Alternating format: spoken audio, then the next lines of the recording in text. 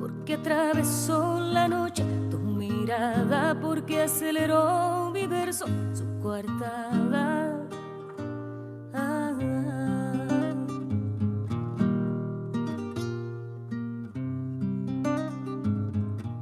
Porque tropezó la risa con tu cara, porque distinguí la estrella más lejana, porque el día es como un duende que se prende en tu mirada, porque me perdí en tu orilla y me bebí la madrugada.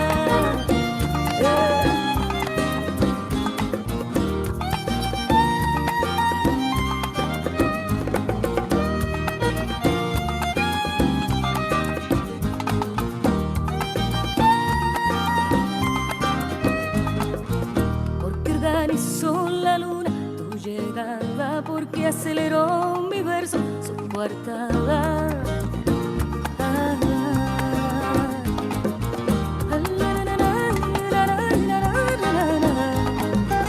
Porque combinó la rosa con la almohada, porque distinguí la estrella más lejana, porque el día es como un duende que se prende en tu mirada, porque me perdí en tu orilla y me bebí la madrugada.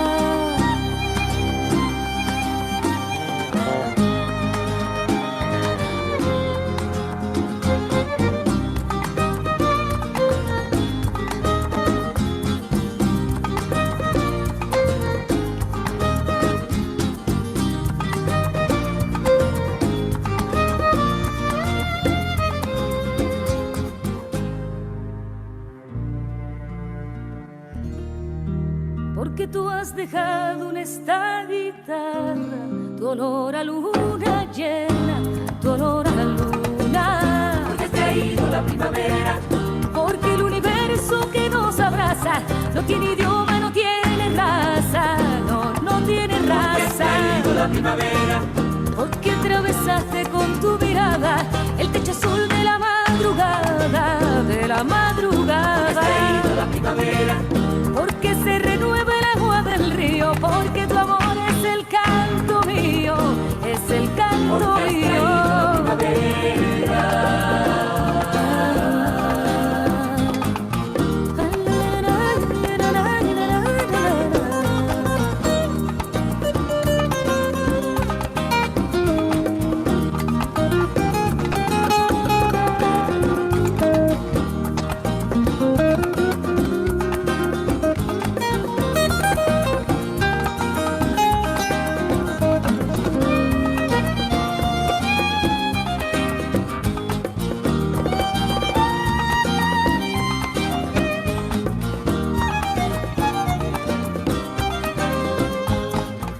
Porque el día es como un duende que se prende en tu mirada, porque me perdí en tu orilla y me bebí.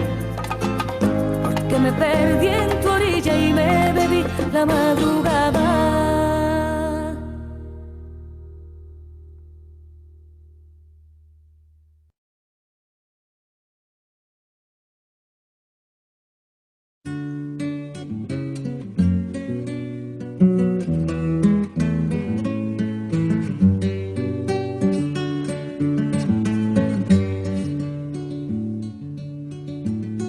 De qué callada manera se me adentra usted sonriendo, como si fuera la primavera, yo muriendo. Y de qué modo sutil me derramó en la camisa todas las flores de abril.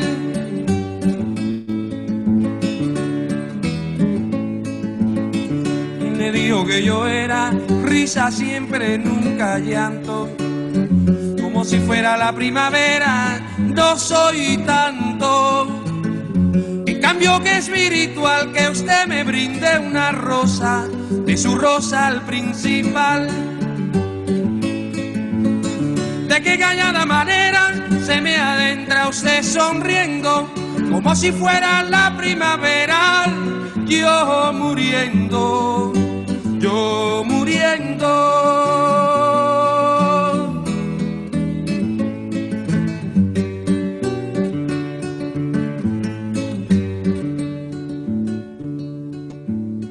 ¿Quién le dijo que yo era risa siempre, nunca llanto? Como si fuera la primavera, no soy tanto. En cambio que espiritual que usted me brinde una rosa, de su rosal principal. De qué cañada manera se me adentra usted sonriendo, como si fuera la primavera, yo muriendo, yo muriendo.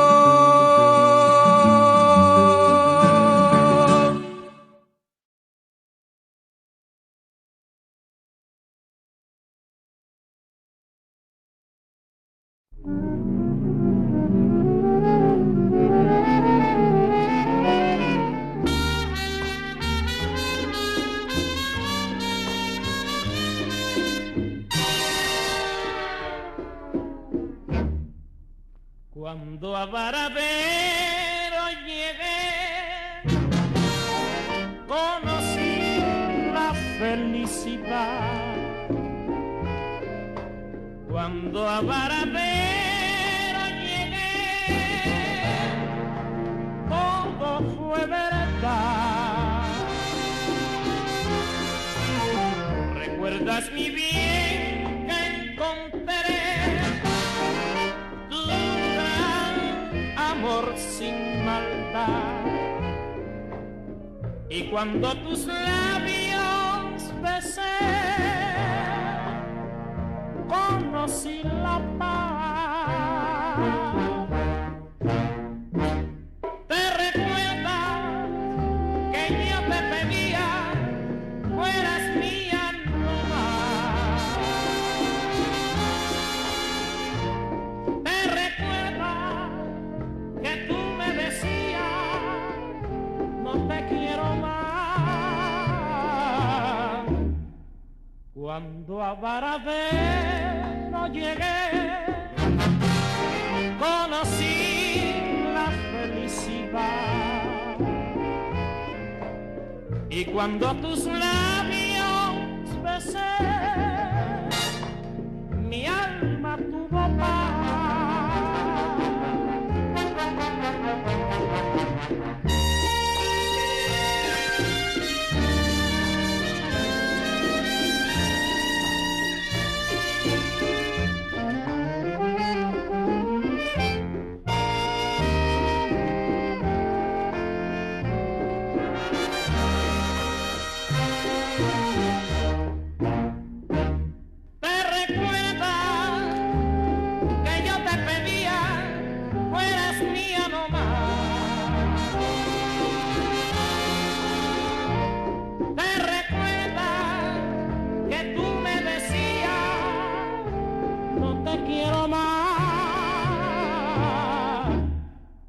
Cuando a Varadero llegué, conocí la felicidad. Y cuando tus labios besé, mi alma tuvo paz. Tengo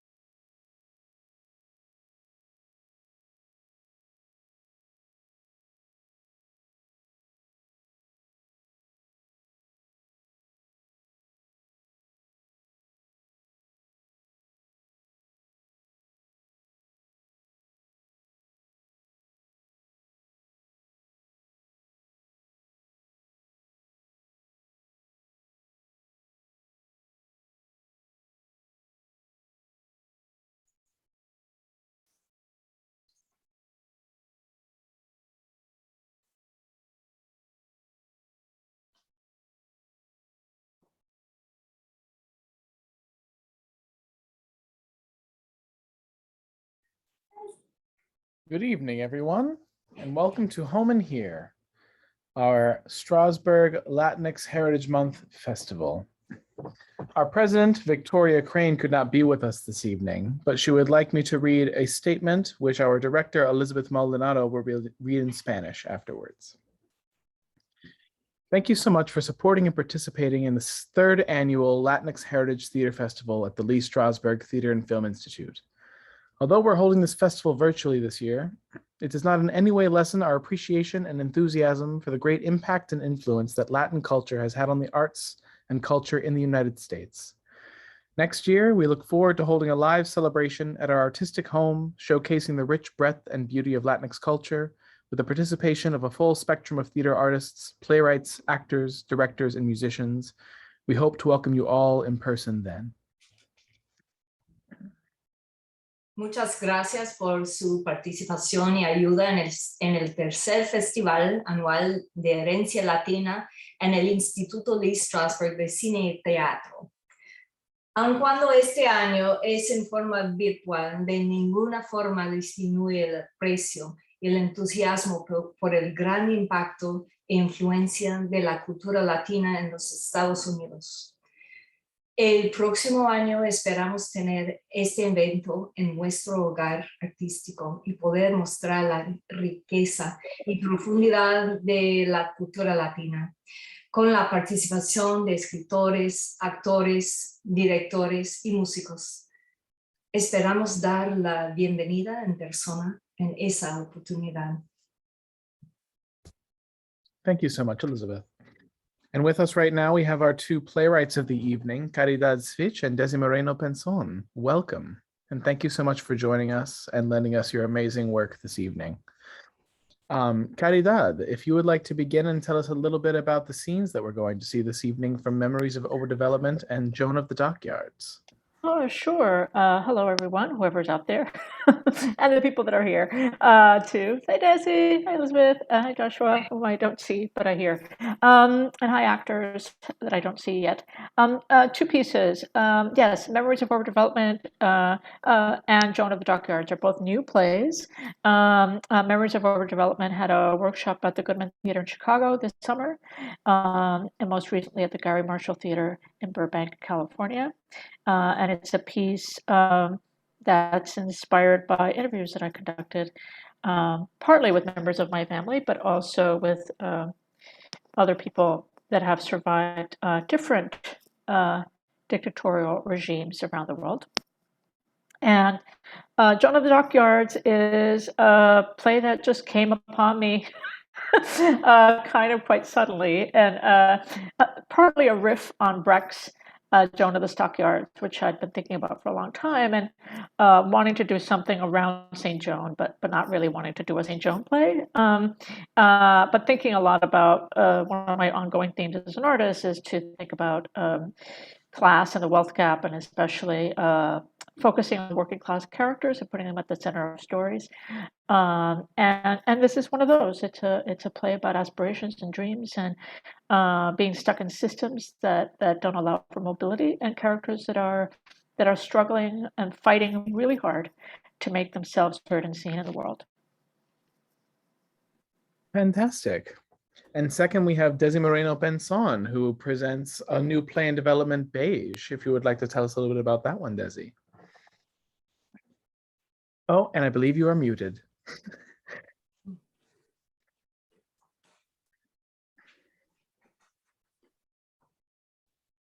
Yes, There we go. yes, I was muted. Thank you. Thank you for telling me that.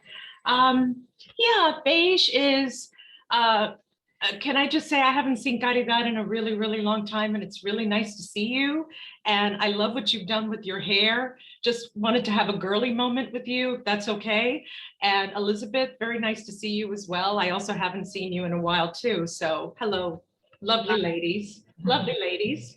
And also Beige is, yeah, Beige is set in 2001. And it was very soon after the tragedy of 9/11. It tells the story of a young journalist named Soledad Iglesias.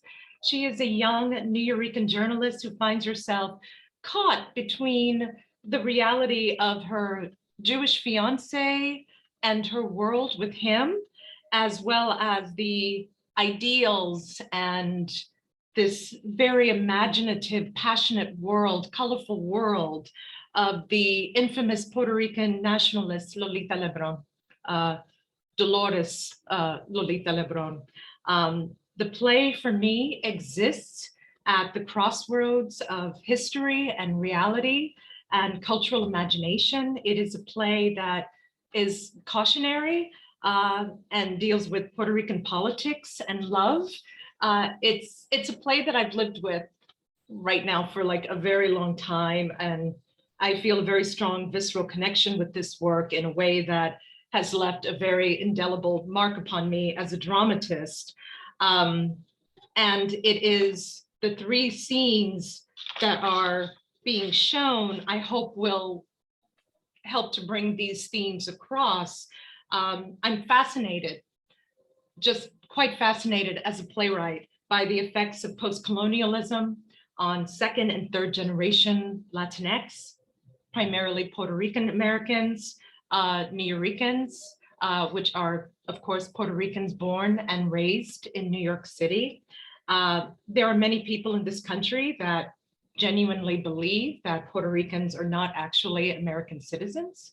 And with the ongoing controversy that continues to surround immigration, I believe that colonialism perpetrated upon any cultural group will create deep psychological scars. As such, I believe that it is a subject that's worthy of continued discourse and imagination. And frankly, I think the idea of a freedom fighter being viewed as a terrorist is just as compelling now as it may have been in 2001. The first scene is of Soledad having the opportunity to meet Lolita in her home in Puerto Rico on the island and how that changes her. The second one is her brother and her fiance, David. And the third scene is Soledad with the past incarnation of Lolita, Lolita of her early 30s, Lolita who was about to go to Washington and walk into the House of Representatives. So I hope you enjoy the scenes this evening. And I have no doubt wonderfully directed by Elizabeth Ruth Maldonado. Thank you. Thank you so much, Desi. Very well said. And we also have with us Rebecca Aparicio, who will be helping to lead our post-play discussion this evening. Rebecca, if you'd like to give a short introduction before we begin our scenes. Hi, yes, I'm just so happy to be here. I'm a writer, director, and a huge fan of everybody who is presenting work today. Hi, Caridad. Hi, Elizabeth. Hi, Desi. And I'm so excited to see what the students put together and can't wait to have a discussion after I see the work. Thank you so much, Rebecca. And without further ado, we present Home and Here.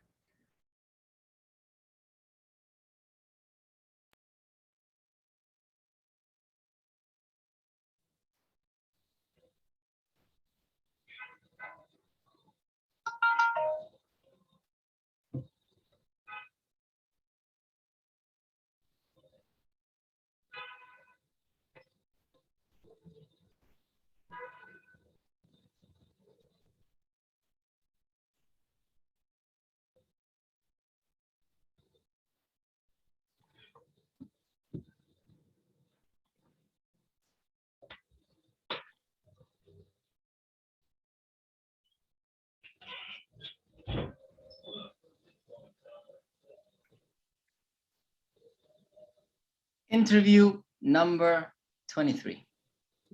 The professor.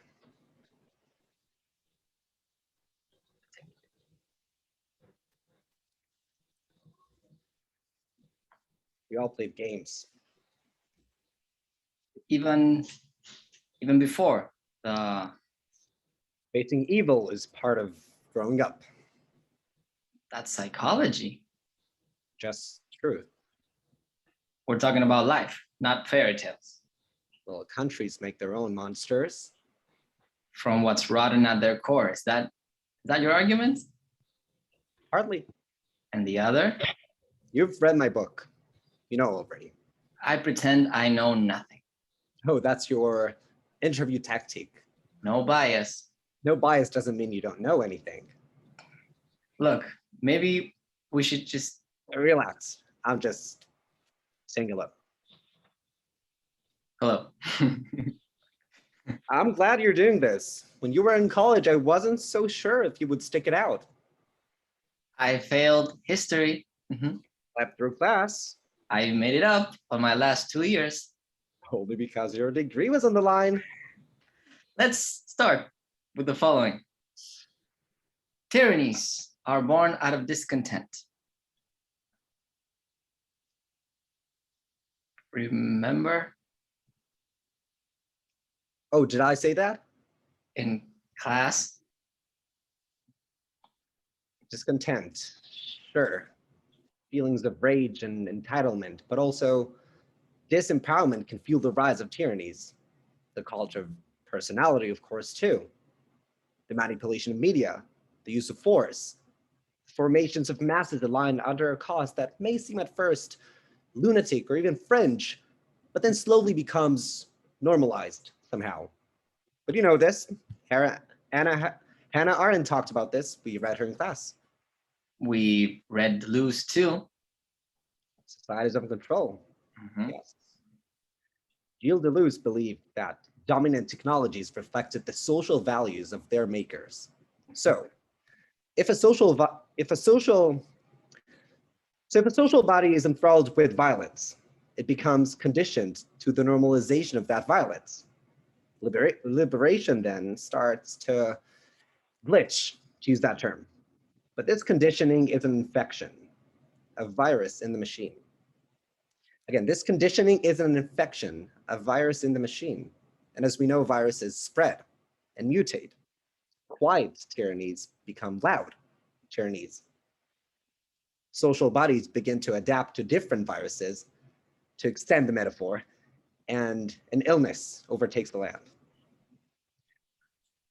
In underdeveloped countries, forcibly underdeveloped by a dominant world order that profits from their underdevelopment, the illness can spread in much faster because it has no defenses by which to combat the force, be it visible or not, of the virulent machine. But I would argue the same is also true of what I like to call overdeveloped countries. In these, the illness can spread in much more insidious manner, usually without overt force, because there is an overabundance of technologies able to cause infection, and they are less traceable directly to one source. And again, I'm using the word technologies in an expansive manner. But again, I'm no expert. I merely teach these things. Now, to quote Michel Foucault, and I know Foucault is problematic, but he did say, the strategic adversary is fascism. There is fascism in all of us. It's in our heads, in our everyday behavior. The fascism that causes us to love power, to desire the very thing that dominates and exploits us. Fridge magnets. What? The quote is on a fridge magnet. They sell online. The virulent machine reduces everything. Why come to me? I'm interested in your experience. Let's see. Your family. My family didn't talk about it. Even while it was happening?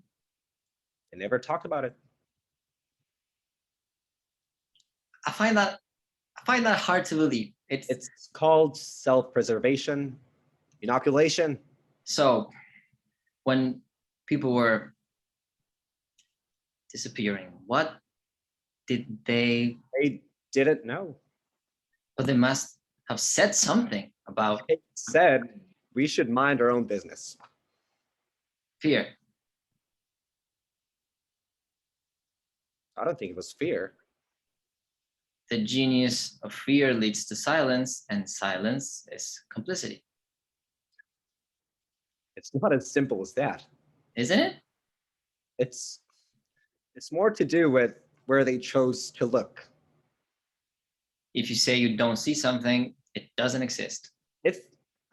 If you say you don't see something, you know it's there, but are choosing to look inward rather than outward.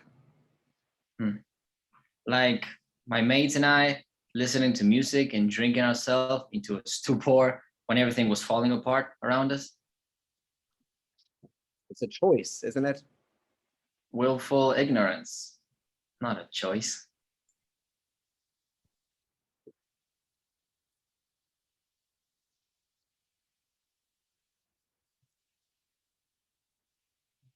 A neighbor on our block was gone for months. There were rumors.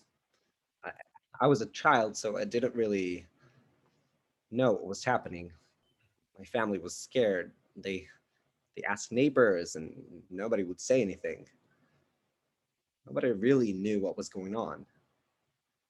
And no one in my family belonged to any of the resistance groups. It's not as if they thought everything was fine, but they just didn't know. And no one in their circle knew either, not even at church. Church was complicit. Well, They amplified far-right political rhetoric and protected the thugs in power when anyone tried to investigate.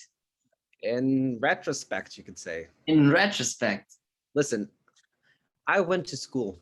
My parents went to work. We bought our groceries at the market. Life was normal. Well, when you see movies and things, they play up the menace, but it was really, to use Aaron's word, banal. the banality of evil. Yes, our lives were banal, normal, uneventful. I dreamt about getting new toys. My family worried about paying bills. They wouldn't listen to the news, such as it was. It's not as if they didn't know that there had been a coup. Of course they knew that. The dirty things that were happening, they had no idea. They were worried about quotidian things, mundane things. The price of the beef at the market, the soccer match on TV, the latest song on the radio, or the latest movie. Oh, they love the movies, especially the ones about teary-eyed lovers swept away in stories of romance and intrigue. All these things that go on even when a huge political thing is happening. What is the common phrase? The person in power dreams one thing, but the poor person in their house still has to worry about putting food on the table and getting by. It's true. People in power play dirty games, often with our lives, but we still have to live our lives somehow. Look, I'm not excusing my family. Okay, that's not what I'm saying at all. I mean, when our neighbor suddenly reappeared after months, they wouldn't say anything either. We knew that didn't seem well, but we didn't ask. And even when we asked, they wouldn't tell us anything. These things happen every day. Even in times of no war or no tyrannical rule. People go missing. Somebody gets put into a van because they're protesting or because they seem vaguely suspicious, and nobody knows where they're taken. Black sites exist. We know this. We've known this for a long time. You don't see people rising up about it, right? War criminals live in their ranch-style homes and are treated like amusing artifacts from another time. And sure, Hitler, Mussolini, Stalin, these are big names. You can point to their evil deeds. But there are smaller tyrants that operate in less glamorous ways that have done considerable damage. People buying up all of the water and trees. And people just carry on, don't they? Not everyone. Most do. Because they don't know. Or don't want to know. It's not about condoning evil. people make choices about how they're going to live with evil.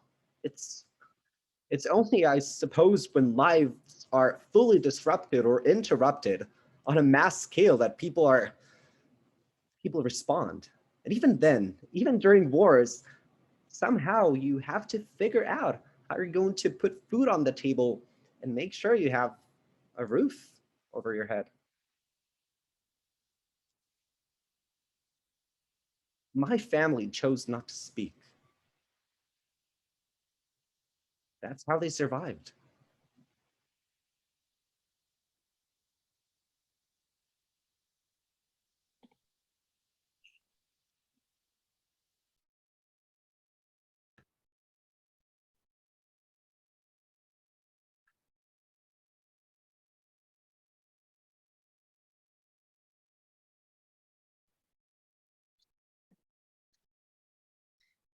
I'm sorry, I'm nervous. You're Lolita Lebron, a woman who arguably in the whole history of the world is considered the female equivalent of Che Guevara, or at the very least, Pancho Villa.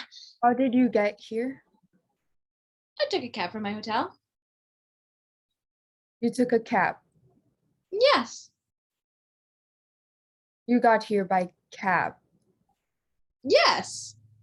Well, I had to pay extra, but it was worth it. The driver was excited when I told him I was coming to see you. Is this your first time on the island? My family never got out here while I was growing up, but I'm used to traveling. I lived in the UK for about a year on an internship with the London Sun. Whew, now you want to talk about crazy weather. ¿Tú eres puertorriqueña? Sí, seguro que soy. Boricua. I love that word, Boricua. It's like the sound a bird makes, don't you think? Boricua, Boricua. You don't speak Spanish, do you? I speak a little Spanglish. Spanglish. Yeah, you know.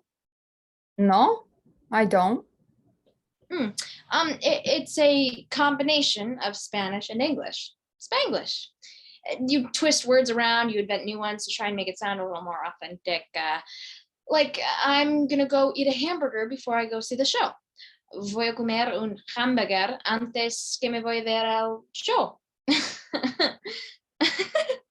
Now that is very bad Spanish. It's embarrassing, actually. I see. You're proud of this? Oh, not at all. But it's not such a big deal, is it? I mean, the whole world speaks English, yes? Or not?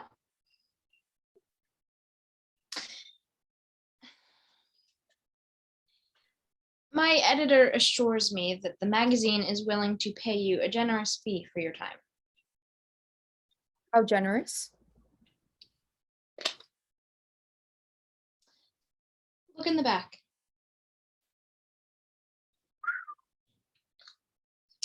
Well, if we do this, it must be now. I can only give you half an hour. That's fine. I have friends coming over and I have much to do before they arrive. Got it. I would offer you some coffee, but I'm fresh out. No problem.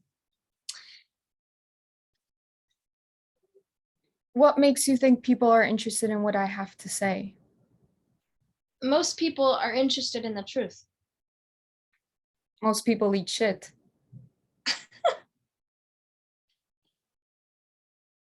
Can I quote you on that? No, please don't. I never curse. I would think a young person like you would be attracted to something else, like Vieques, for instance. Yeah, I mean, that's pretty hot right now, isn't it? Hot. Yeah, hot, trendy, fashionable. Ah, am I hot? Yeah, you are. I'm actually doing a tie-in between this interview and the whole Vieques debate to correspond with next month's General Assembly meeting at the United Nations. It's very exciting. My heading's going to be Puerto Rico. La lucha, open parentheses, the struggle, close parentheses, continues.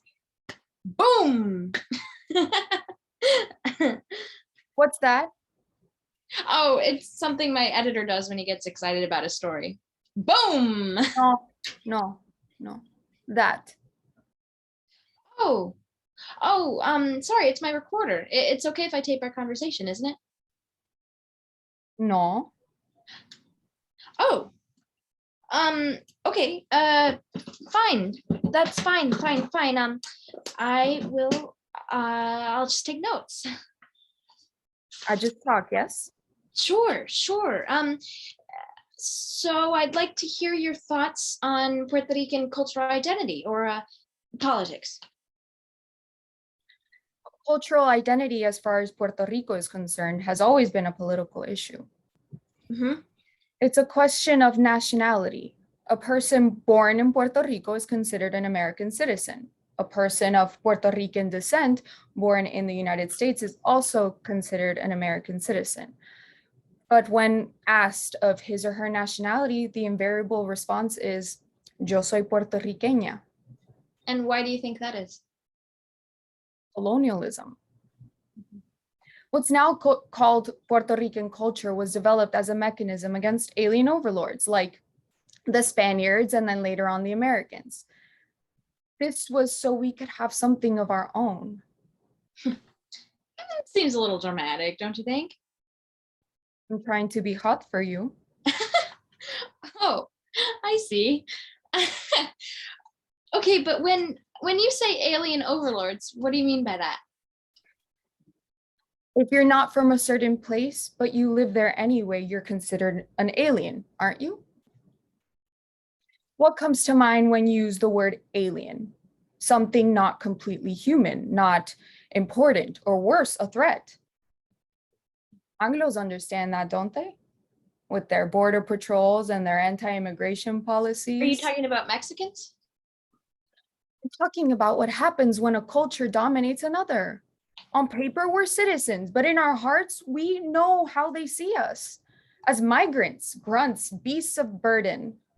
Nationalism is the only response to this.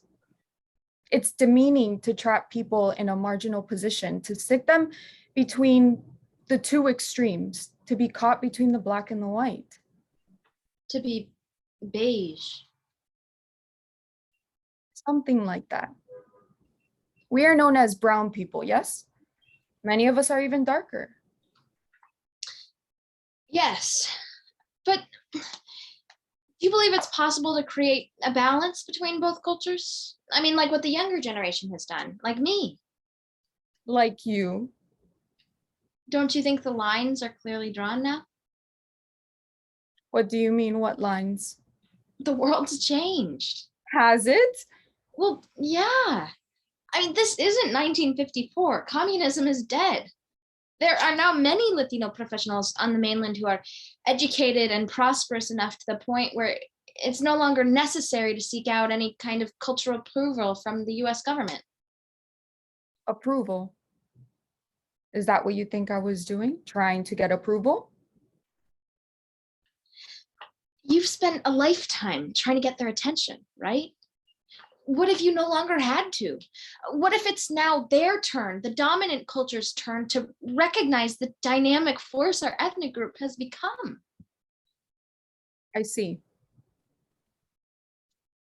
And just how long do we wait for this recognition? Tú eres una zángana. Excuse me? Oh, that's right. I forgot. You don't speak Spanish. I said that you're an idiot. Now get out of my house. But get out of my house. Oh, I never should have listened to that Nogar Amparo. Amparo, ven aquí. Today is the day. Hoy es el día que te voy a matar. ¿Me escuchas? But I don't understand. Get out. But why? How dare you What call did me I a do? communist? I didn't. This is 1954. Communism is dead. That's not what I meant. Una comunista. No soy ninguna comunista, ¿me oye? You misinterpreted my words. You are here because a friend asked to grant you a meeting, and this is how you behave. I don't understand. How old are you? What? What? What?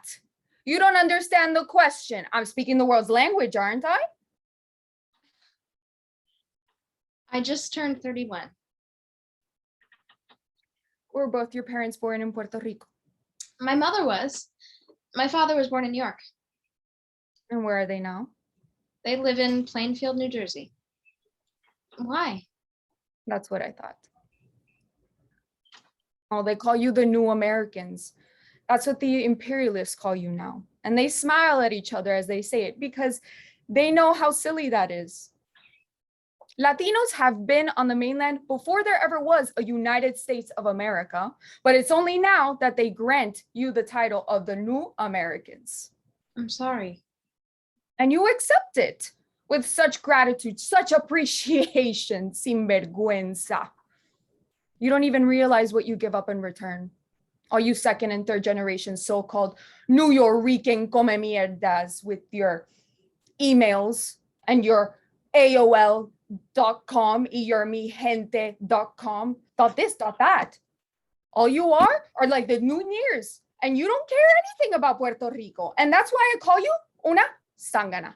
I am not a sangana. I have a degree from Northwestern. Oh, congratulations, mija.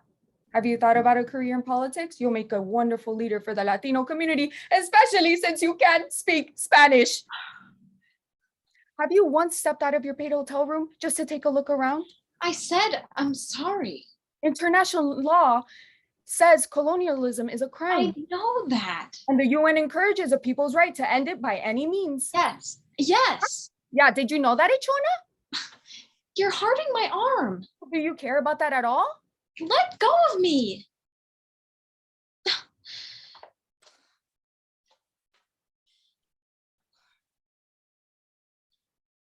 Thank you.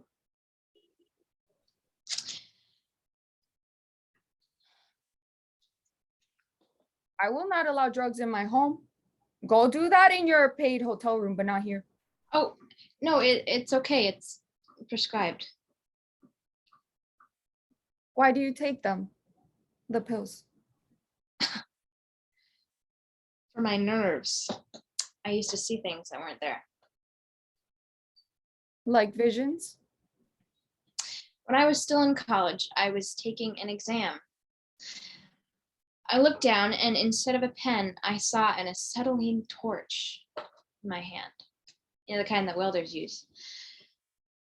I remember I tried to strike it against my desk to light it. And did you?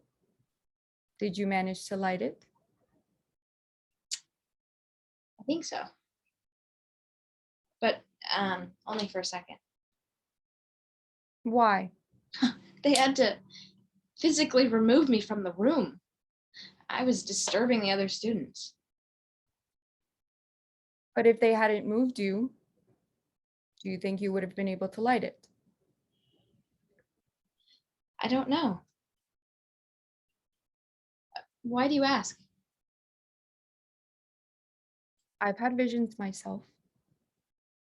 It's exciting. An ambient sound. On video screen, we see various projections of Taino imagery, complete with symbols, drawings, sculptures, etc. It wasn't. It was frightening. Terrible.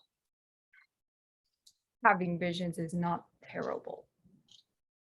The Tainos believe that all visions are sacred and that everything in this world emerged from sacred caves, including the sun and the moon. They thought we once lived in these caves and only came out at night because the sun would transform us. The sun is powerful. So having visions of light and the sun meant that you were powerful. It meant that the eyes of El Macu, the great owl, were upon you, and you were being singled out for a great responsibility. Who knows? Maybe you're not such a sangana after all. You should stop taking them. Try. See what happens.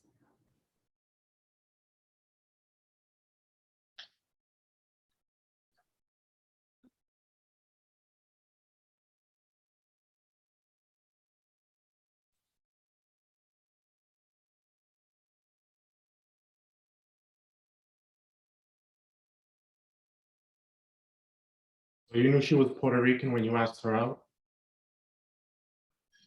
Come on. Of course I did. She's not the first Hispanic person I've ever met. Yeah, right. You got a mad Latino vibe in Evanston, Illinois, bro. You'd be surprised to know about how many Hispanic people, Latinos. Latinos, we've actually got in town. Any of them actors? Actors? I don't know. I know there's a lot of theater in Chicago. Oh, right. You're an actor, aren't you? Close. Playwright. What are you working on? My theater group's organizing the rally to go picket the UN. Really? Hell yeah, man. You know, the next General Assembly meeting, the one for Vieques, we're gonna be there with big ass signs. Take the Navy out of Vieques. Vieques unido. Jamás será vencido. Get those fucking bombs out of there, man. So you're a political theater group and political activists. Hey, bro, we're Latinos in the theater. That automatically makes the whole shit political. You know what I'm saying? Right. I think your sister's covering that event. You writing about it too? Nah, wait a minute. You work for that other magazine, right? The financial one, Global something, right? Global Investor. You're familiar with it? Nope. Why not? I don't got no money. Oh, how about it? You ready for another round? Yeah, but we need to tear it up hardcore, bro. Go hard or go home. You know what I'm saying? I think I know where this is headed. We need some shots on the table, son.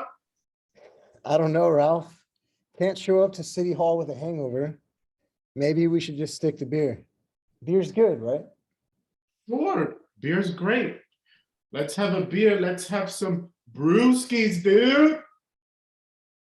Damn, bro. That is such a white word. Brewskis? Really? What's a white word? I don't know. There's just some words like that. Lithograph, pulchritude, conurbation. I don't know too many Latinos that would use any of those kind of words in casual conversation, you know? You just did. Yeah, but I'm a playwright, bro. Part of my job is to think of shit like that. Of course. I think it's great how you committed yourself to being an artist. It takes a lot of guts. But then your sister always says, you got big coronas. You know, taking risks, taking chances. You got big ones. What did you call my balls, bro? Coronas? Coronas? I'm sorry. Did I say something wrong? I think the word you're looking for is cojones, bro. Oh, shit. Okay, that's right. Cajones. No, cojones. That's what I said. No, you didn't. Cajones. Nah, you keep pronouncing the j, bro. Don't do that. You gotta clear your throat a little bit on the ho part. You Jewish, right? You should know how to do this, man. Yeah, but I don't speak Yiddish. It's in your blood, son. You were born to utter that huh, son. Ho, ho, ho. Ho, ho, ness.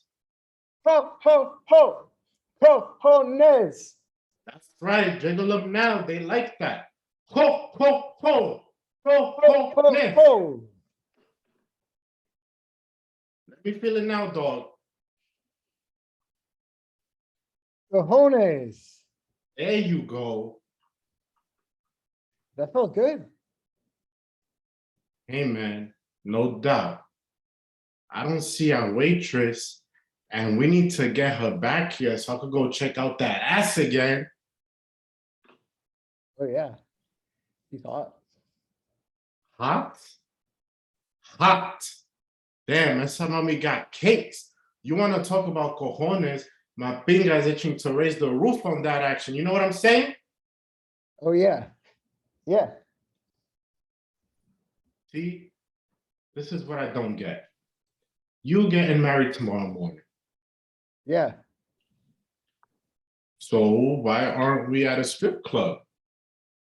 Well, I don't think. Because I know some places in Queens. Oh my God, bro. They got some juicy chicken heads in there that'll rub you down so hard, your dick will be petrified for a week. Come on. It'll only take about 10 minutes if we take your car. No. What's wrong? I don't think Solly would like that.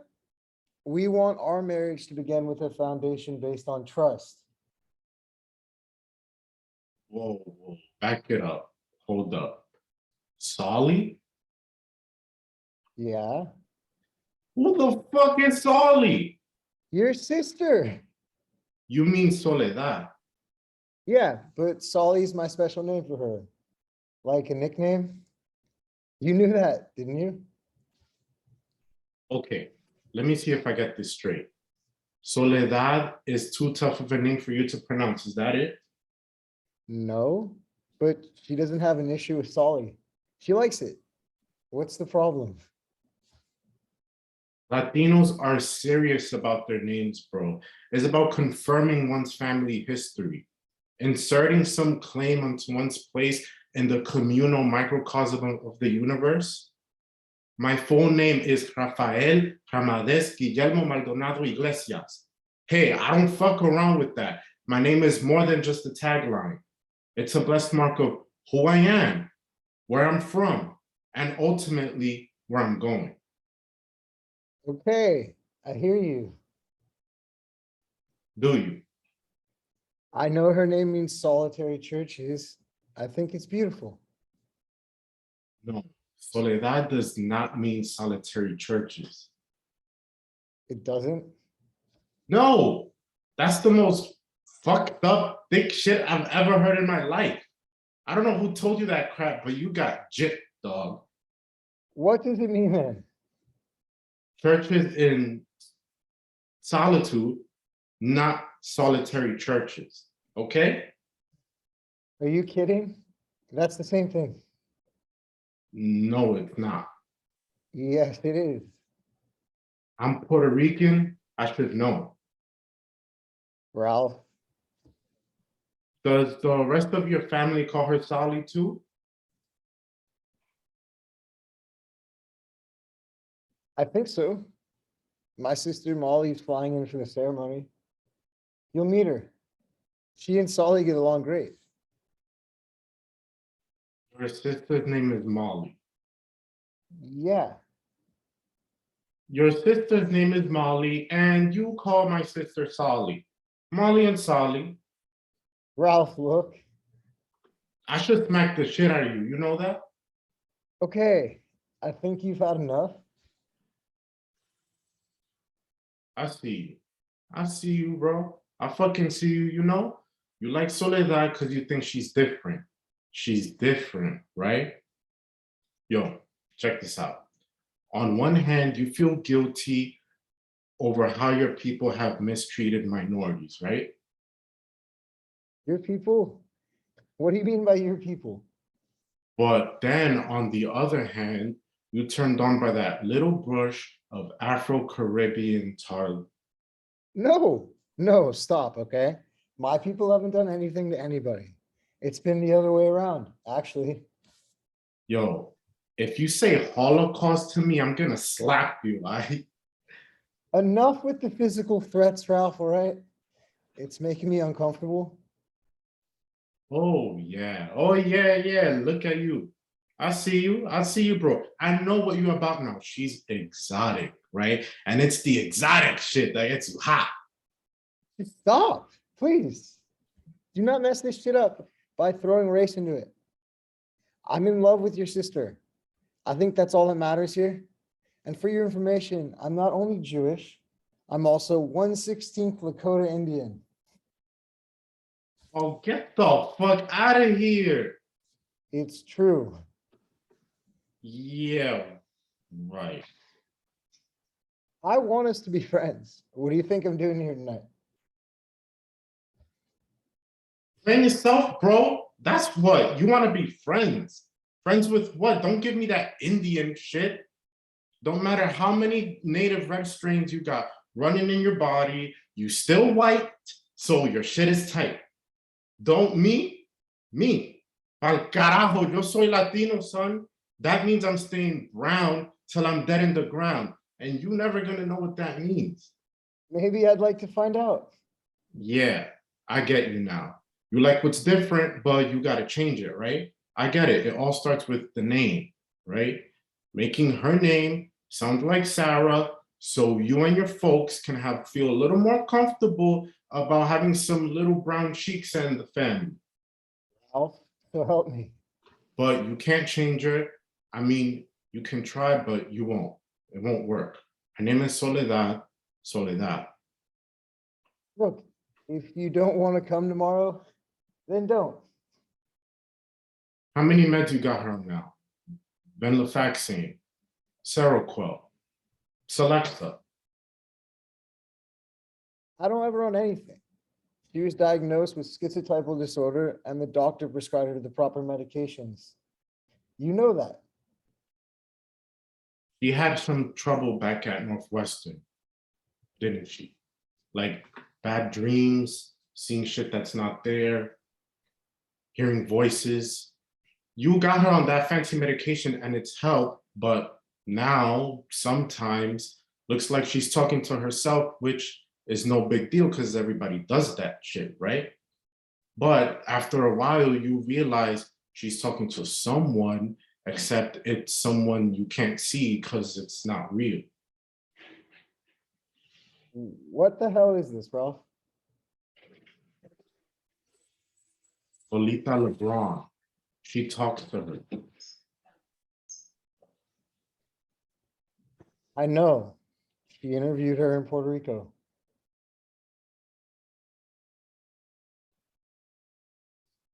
Yeah, well, the interview continues, bro. Only now it's with the Lolita that's inside her head.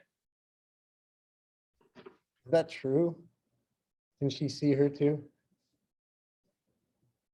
I think so. Jesus.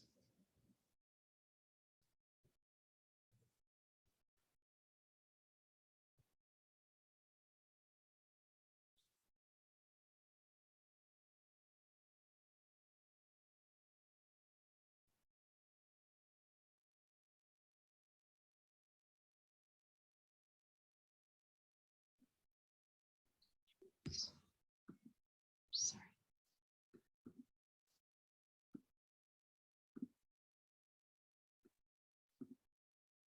I don't want to argue. I want to help you.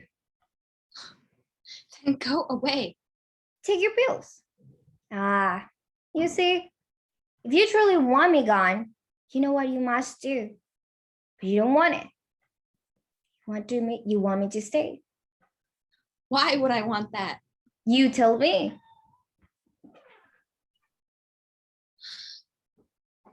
You insult me. You beat on me. You say that I don't have a home. I don't deserve one. The lights change. The sounds of rain and rushing water. We hear the sounds of faint cries of tropical birds and small frogs.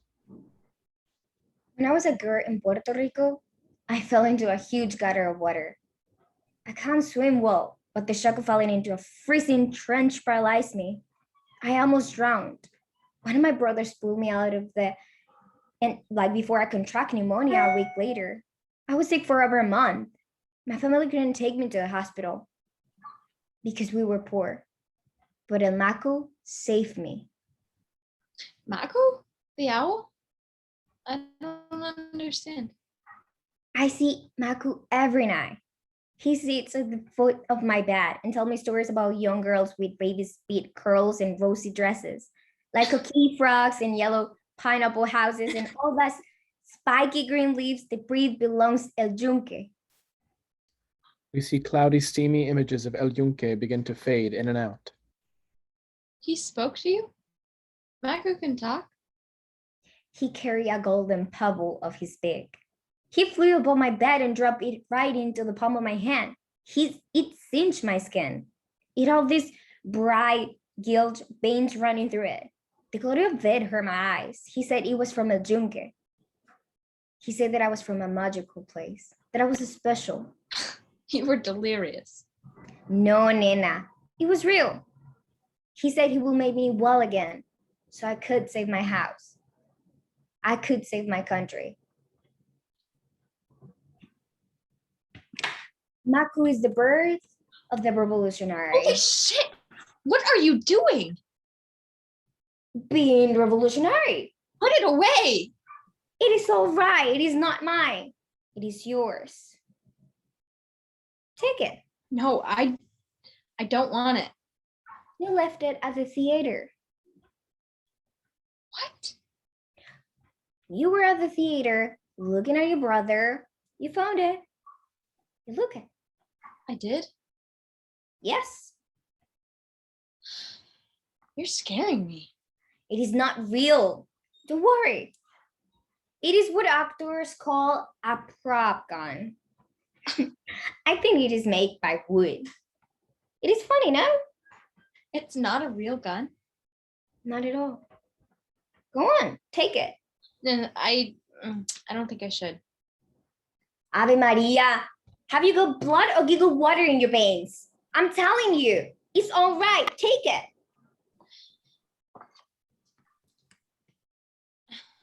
It is something else, yes. It's incredible. You're sure it's not a real gun? If you don't believe me, try it. Go on. Shoot it. Oh, my Nina, look at you. Suddenly you appear so strong and imposing.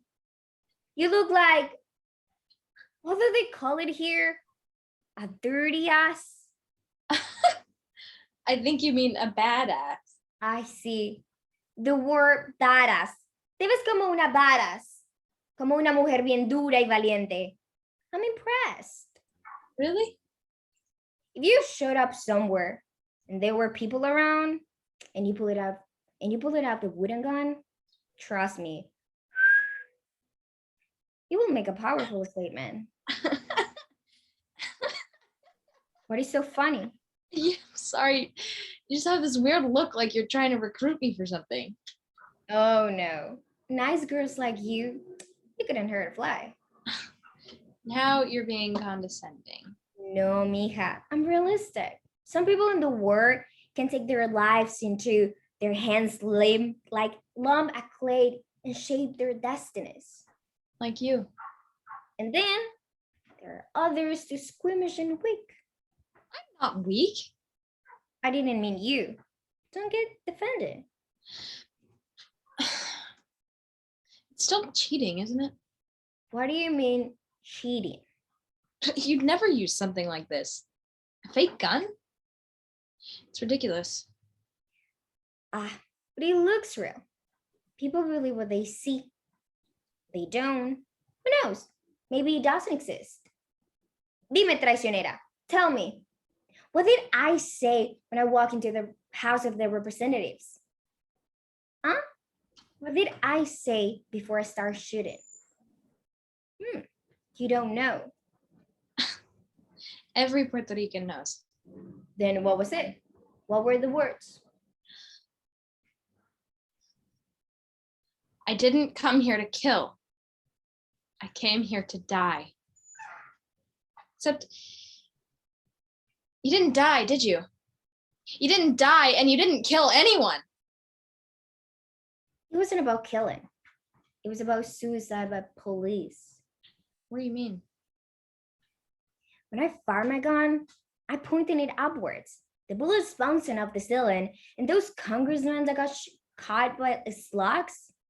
It is true. I wasn't there to kill anyone, but I knew by going through the action will be enough. It is about making statements. The action is everything, mija. Light changes on past Lolita with her arms outstretched, holding the wooden gun, A change of light, a sudden ambient sound. Yo no vine aquí a matar. Yo vine aquí a morir. The lights go back to as before. Did you see that?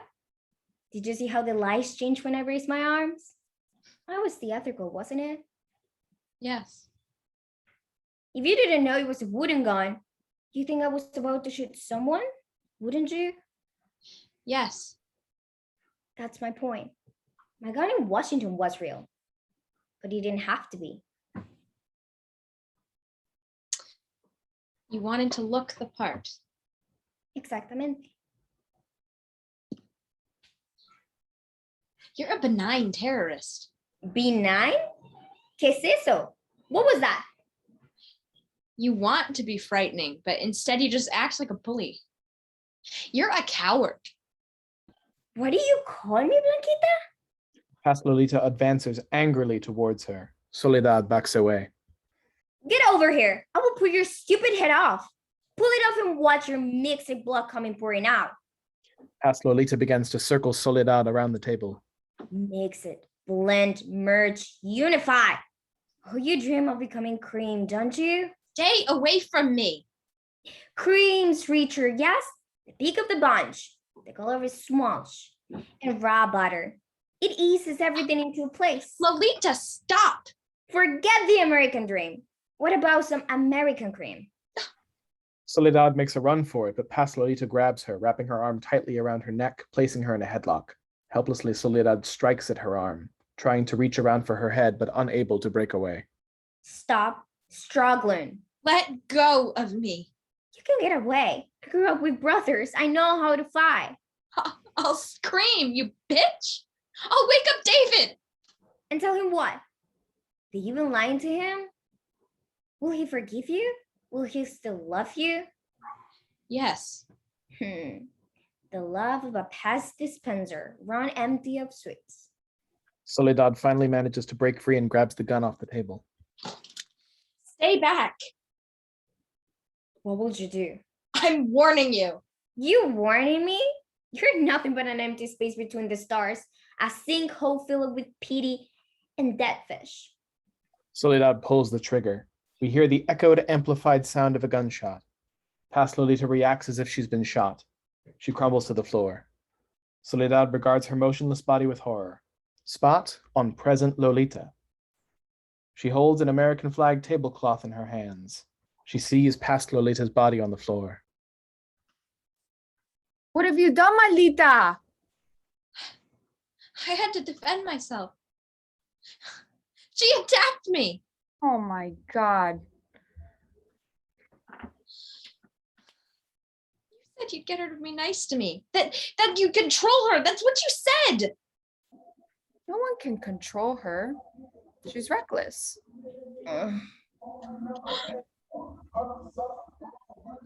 Soledad cautiously moves closer towards Past Lolita's body. She bends down close to her head. Lolita, are you still alive? With a wild cry, Past Lolita jumps up. A startled Soledad quickly scrambles underneath the table.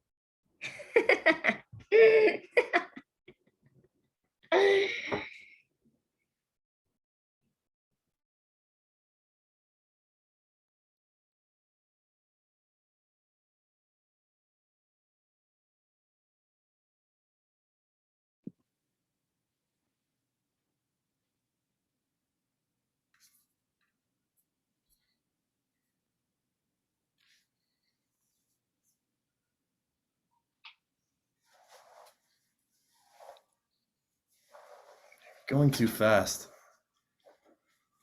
I'm not. You're all hands. Not even.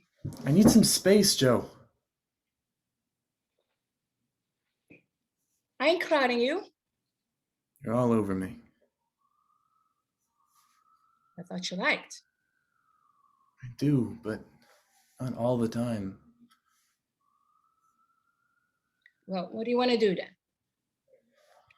Just sit and take in the air. Air's toxic. It's still air. Just feel it on your skin. It's nice. You're talking like an oldster. No one gets younger.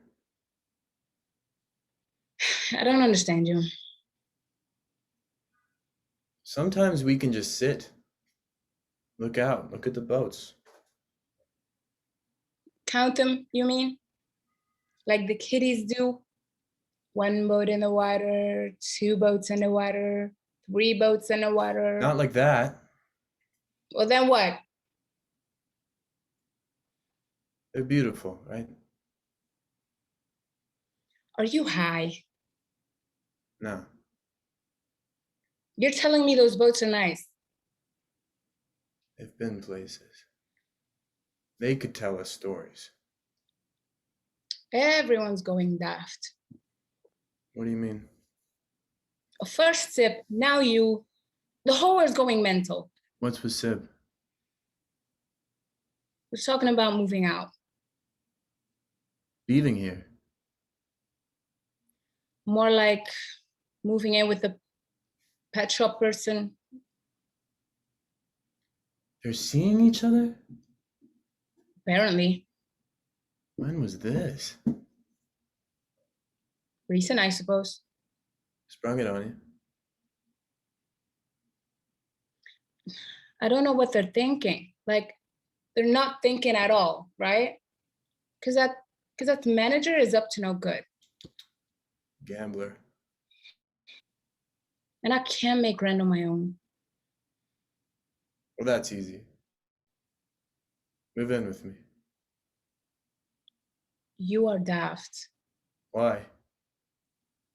Like, I have a backyard, right? Teeny tiny. It's still a backyard. So? So I need a backyard. It's a place to roam. Got a whole town to roam. It's not the same. Wouldn't have to pay rent with me, Joe. I'm no good with roomies. Sib's your roomie. Sib's blood. We've always been roomies.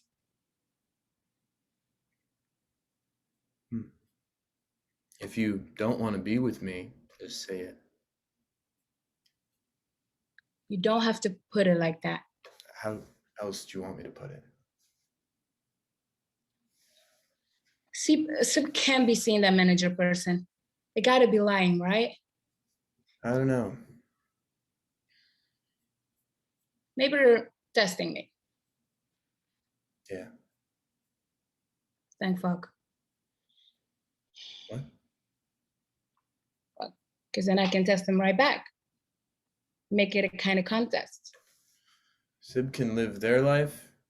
You can live yours. I do. Not really. You're gonna sulk all night? I'm not sulking. Well, what's that face then? If you don't like looking at it, you can look somewhere else. Charlie. Nah, I'm not some punching bag you can just beat on whenever. I told you honest, I'm no good with roomies. I said nothing. Charlie. I said nothing, okay? Charlie puts their head down, obsessed with the rocks in the ground. They're doing a major soak, making a show of it. They want my attention. I look at the birds. Caw!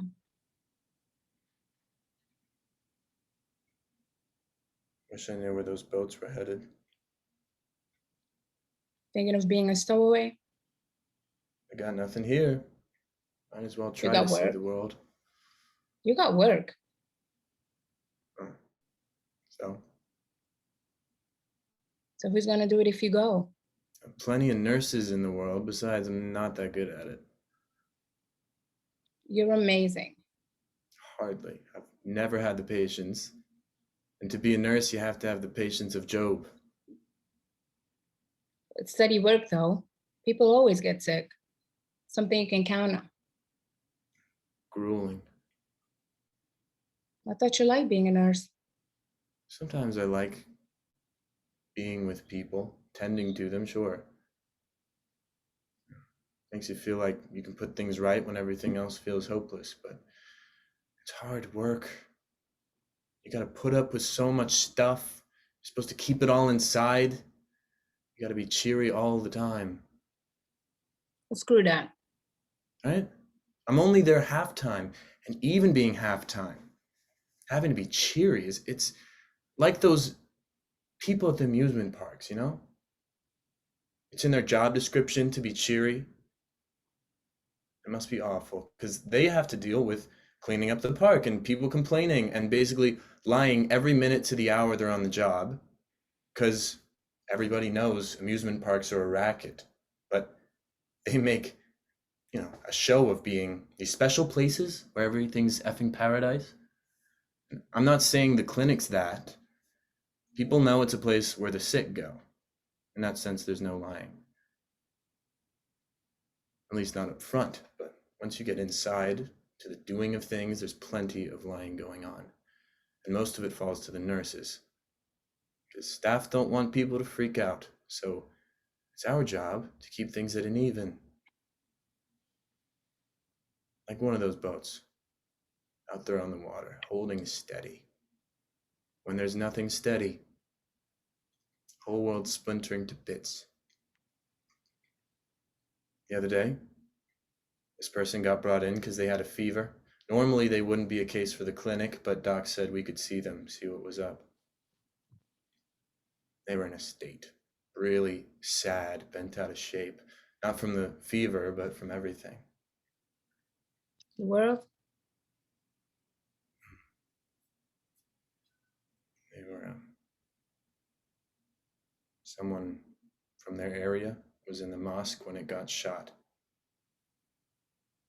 It's grief. Mired in it. Like, we know what that's like. We've all been living with all kinds of grief our whole lives.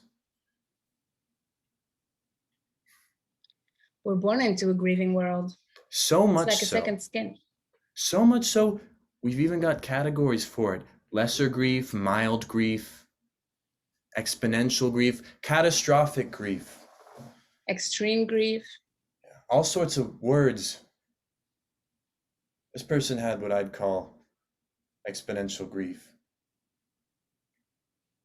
But the thing is, we don't have meds for grief.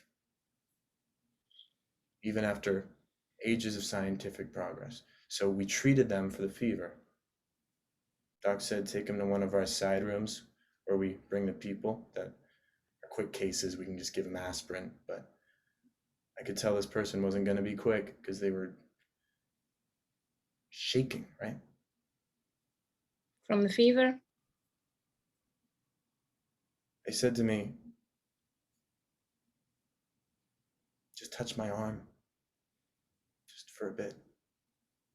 I need someone to touch me. I looked at them. Their face had all kinds of history in it, like deep. At first I thought they were from some other time. The past. Something about their vibe didn't feel like now. More like 50 or 100 years ago. But then I thought, what do I know? There are all kinds of people from all kinds of places, and their sense of time could be very different from ours. It's like an ice country. I suppose. Because when you're up near the ice, it's a whole different everything. Well, you don't know that, Joe. I've read about it. Reading and being are two different things. Can you let me believe in something, please? For once in your life? I'm trying to help you No, understand. go on. Tell me about the clinic. Tell me the whole story. Angry? What are you getting angry Just about? tell me. Just tell me. This person seemed from some other time, a slower time, something about their eyes. It was as if they'd seen hundreds of wars. I mean, the Earth's lived through hundreds and thousands of wars, but I've never met a person that just by looking at them, you could feel that. Spooky. Shivery like. I checked their forehead and yeah, they had a fever. So I'm like, I'll get them aspirin and water, keep things simple, just like the doc said. The person starts talking about someone they loved, someone they'd spent their lives with. At first, what they're saying seems super nice, like super duper normal. But then what they're saying starts to get weird. Weird how? Just weird, like intense, you know? Dark? Said they woke up one morning to find them all bloody on the bed. This person they'd spent their lives with had killed themselves in the night with a knife. Whoa. I said to them, you need to see someone. Get some proper treatment. Find someone that works with the mind. They were like, no, I just need a bit of touch just for a moment. 5 minutes, please. I looked at the clock. 5 minutes. What's 5 minutes in a life? So I placed my hand on their arm gently, and they put their hand on mine.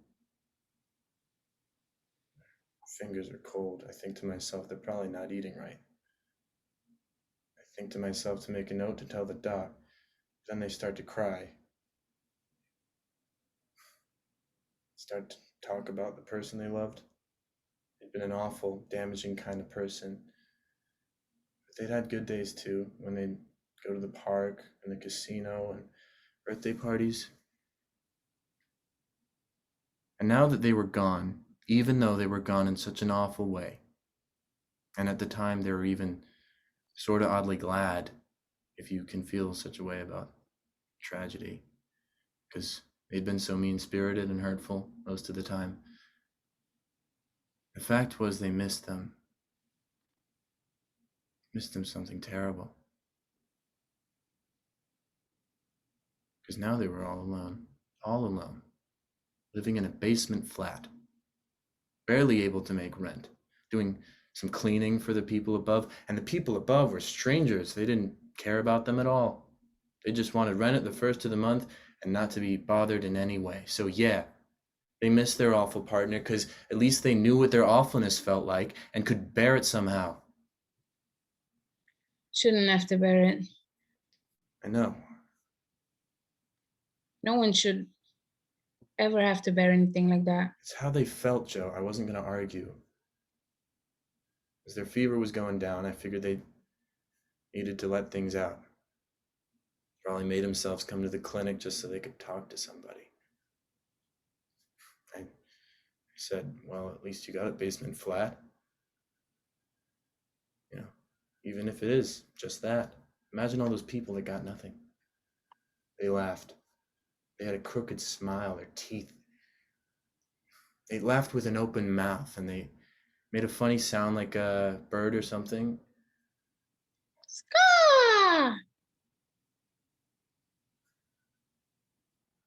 They said they hated cleaning for the people upstairs, but they didn't have any skills, and cleaning was all they knew what to do to get by. And then they totally started going on about food, which made me think I was right. They were hungry. They said they wanted to buy rice. I was like, you can get rice almost anywhere. It's a cheap commodity in most markets.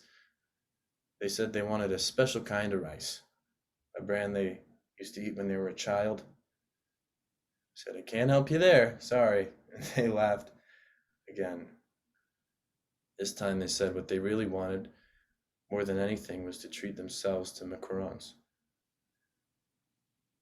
The dessert? They said they took the bus all the way out once to get these special lavender macarons they sell in some other town. Said they cost way too much, but biting into them was like heaven. They were just carrying on. It was definitely more than 5 minutes. I thought to myself, the doc's gonna wonder what's up. But in a way it was cool, because why should going to the clinic be on a timetable? Why should being sick be measured in bits? So, you know, they laughed, carried on, made their funny sound. Ska! Said they had to get back because the people upstairs didn't like him being out and about for too long. I said, all right, take care now. But inside I felt a kind of sadness all of a sudden. Because what can I do? How do you mean? What can I do in the world? I can't really fix people. I can give them aspirin and water. But all that stuff that's inside, all the stuff they're going through, I can't do anything about it. Nobody can, not really. Better to be on one of those boats and go wherever it goes.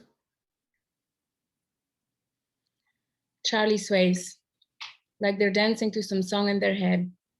They look like one of those toys in the shop window, the old, wobbly kind.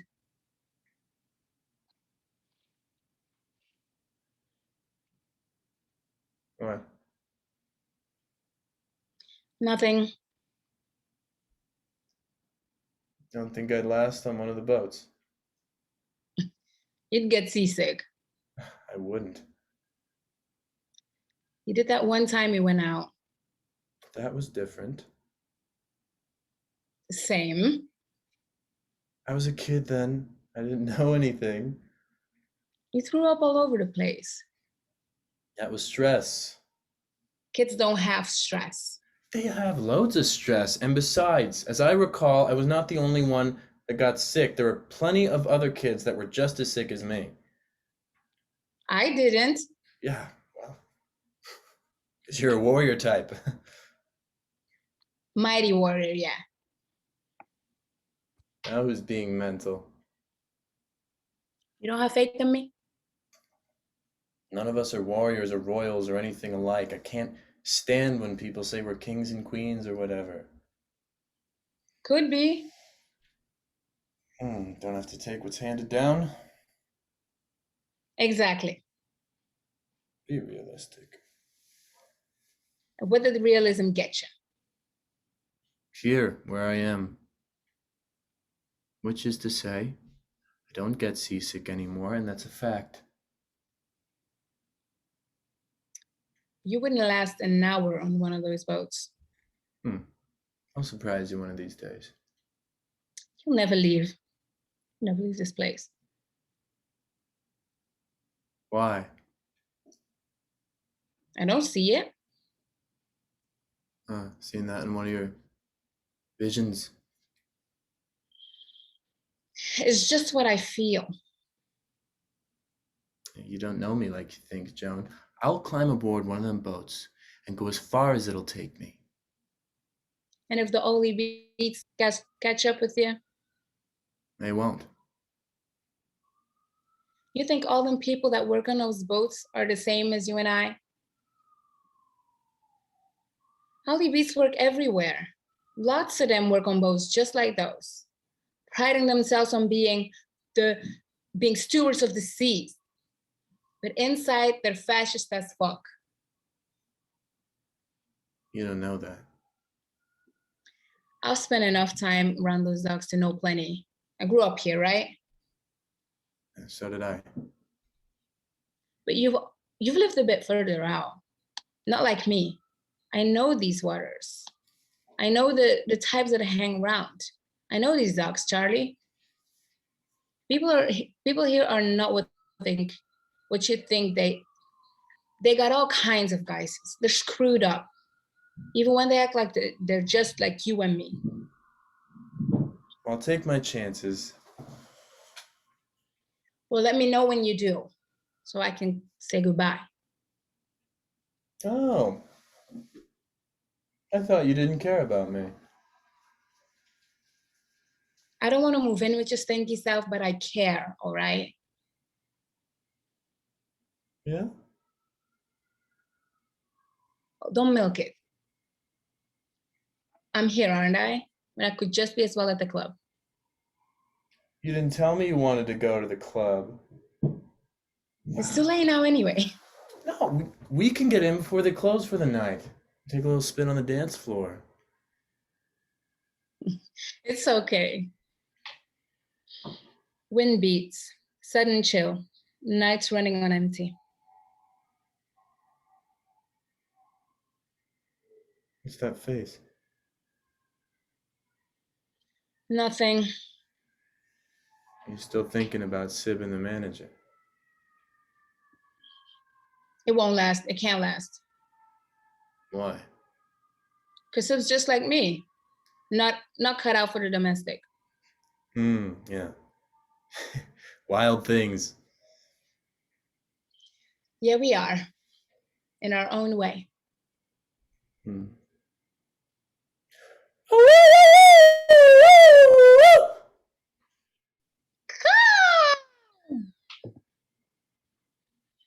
You're so freaking weird.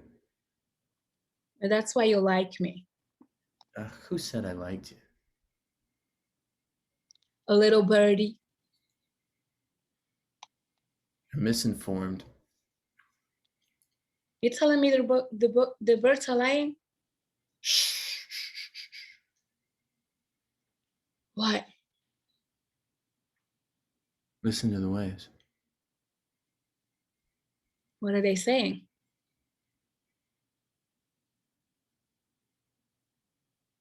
We could be happy.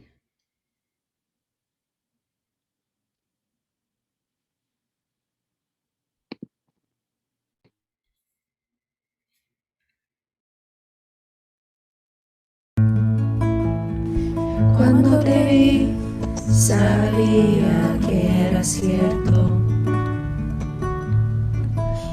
Este temor de hallarme descubierto. Tú me desnudas con 7 razones. Me abres el pecho siempre que me colmas. De amores,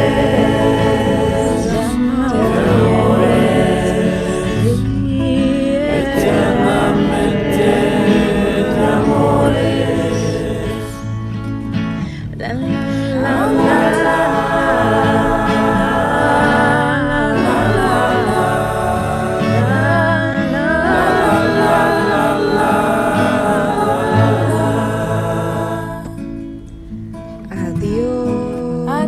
Adiós, Borinquen querida, tierra de mi amor. Adiós, mi diosa del mar, mi reina del palmar. Me voy, pero un día volveré a buscar mi querer, a soñar otra vez en mi viejo San Juan.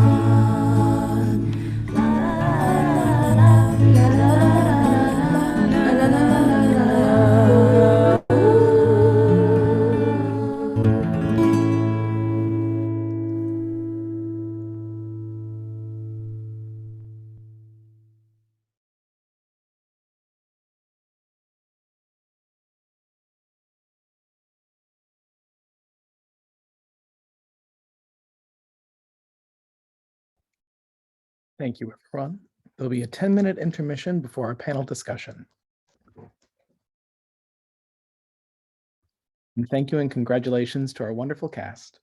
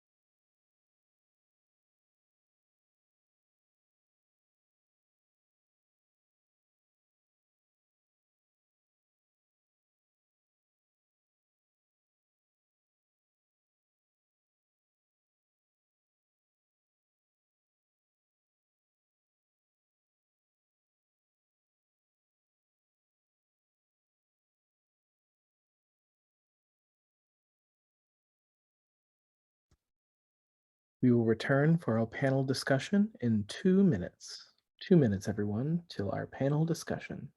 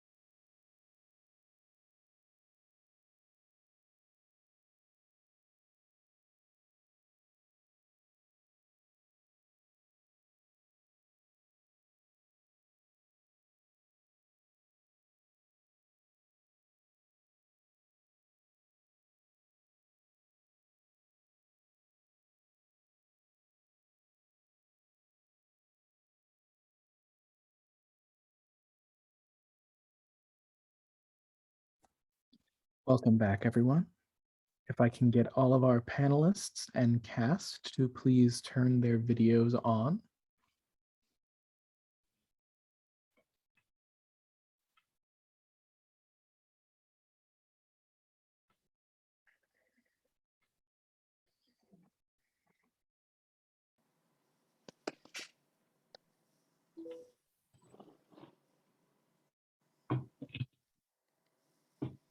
Is that everybody?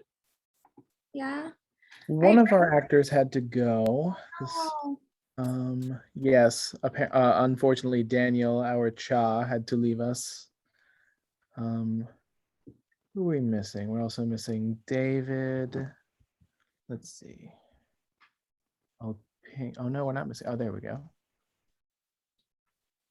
Okay, I think this is everybody.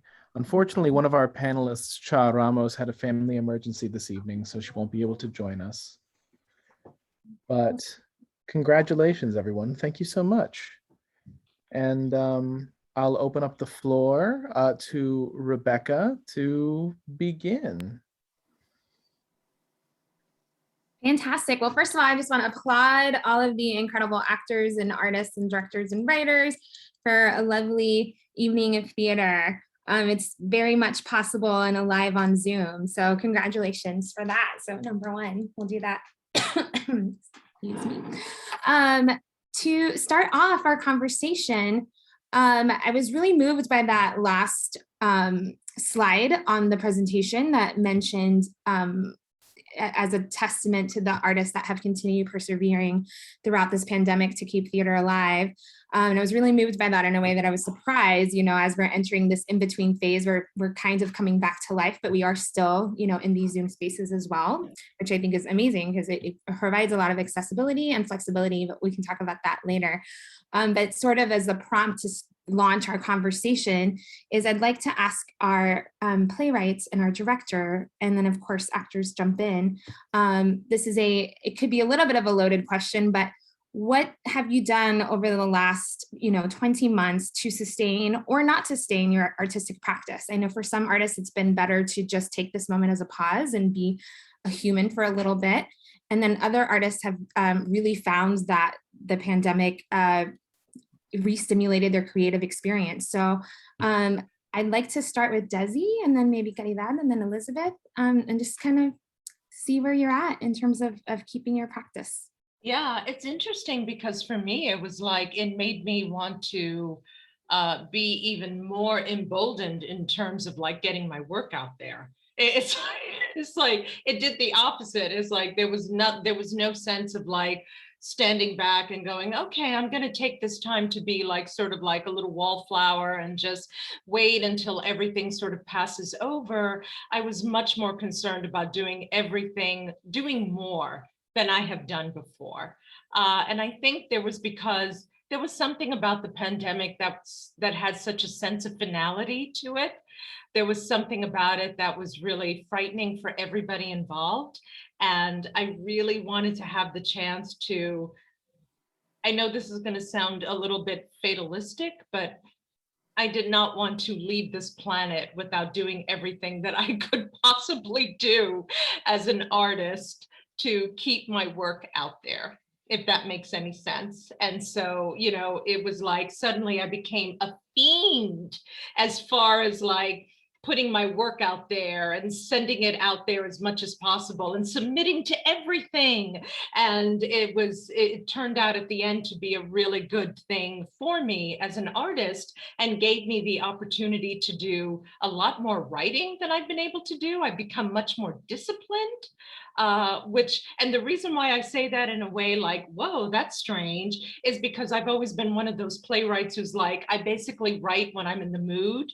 And there was something about the pandemic where it's like, no, this isn't about being in the mood. This is about doing your art right now. You need to do it, get it out there, do exactly what you can to like, you know, put your work out there into the world right now. So yeah, that was for me. That was for me. Anyway. It's really inspiring, Desi. I'm one of those playwrights that only write when I'm in the mood. So I'm gonna keep that wisdom with me. Caridad? Yeah, I had like 8 shows cancel all at once.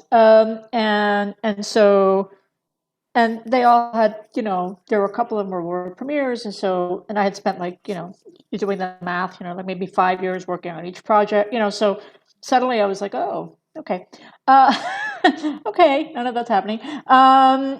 Some theaters said, oh, you know, we'll come back, we'll do it when we're back. And I was like, well, okay. And then one theater. And Gotti, they will. They will. They will. Yeah.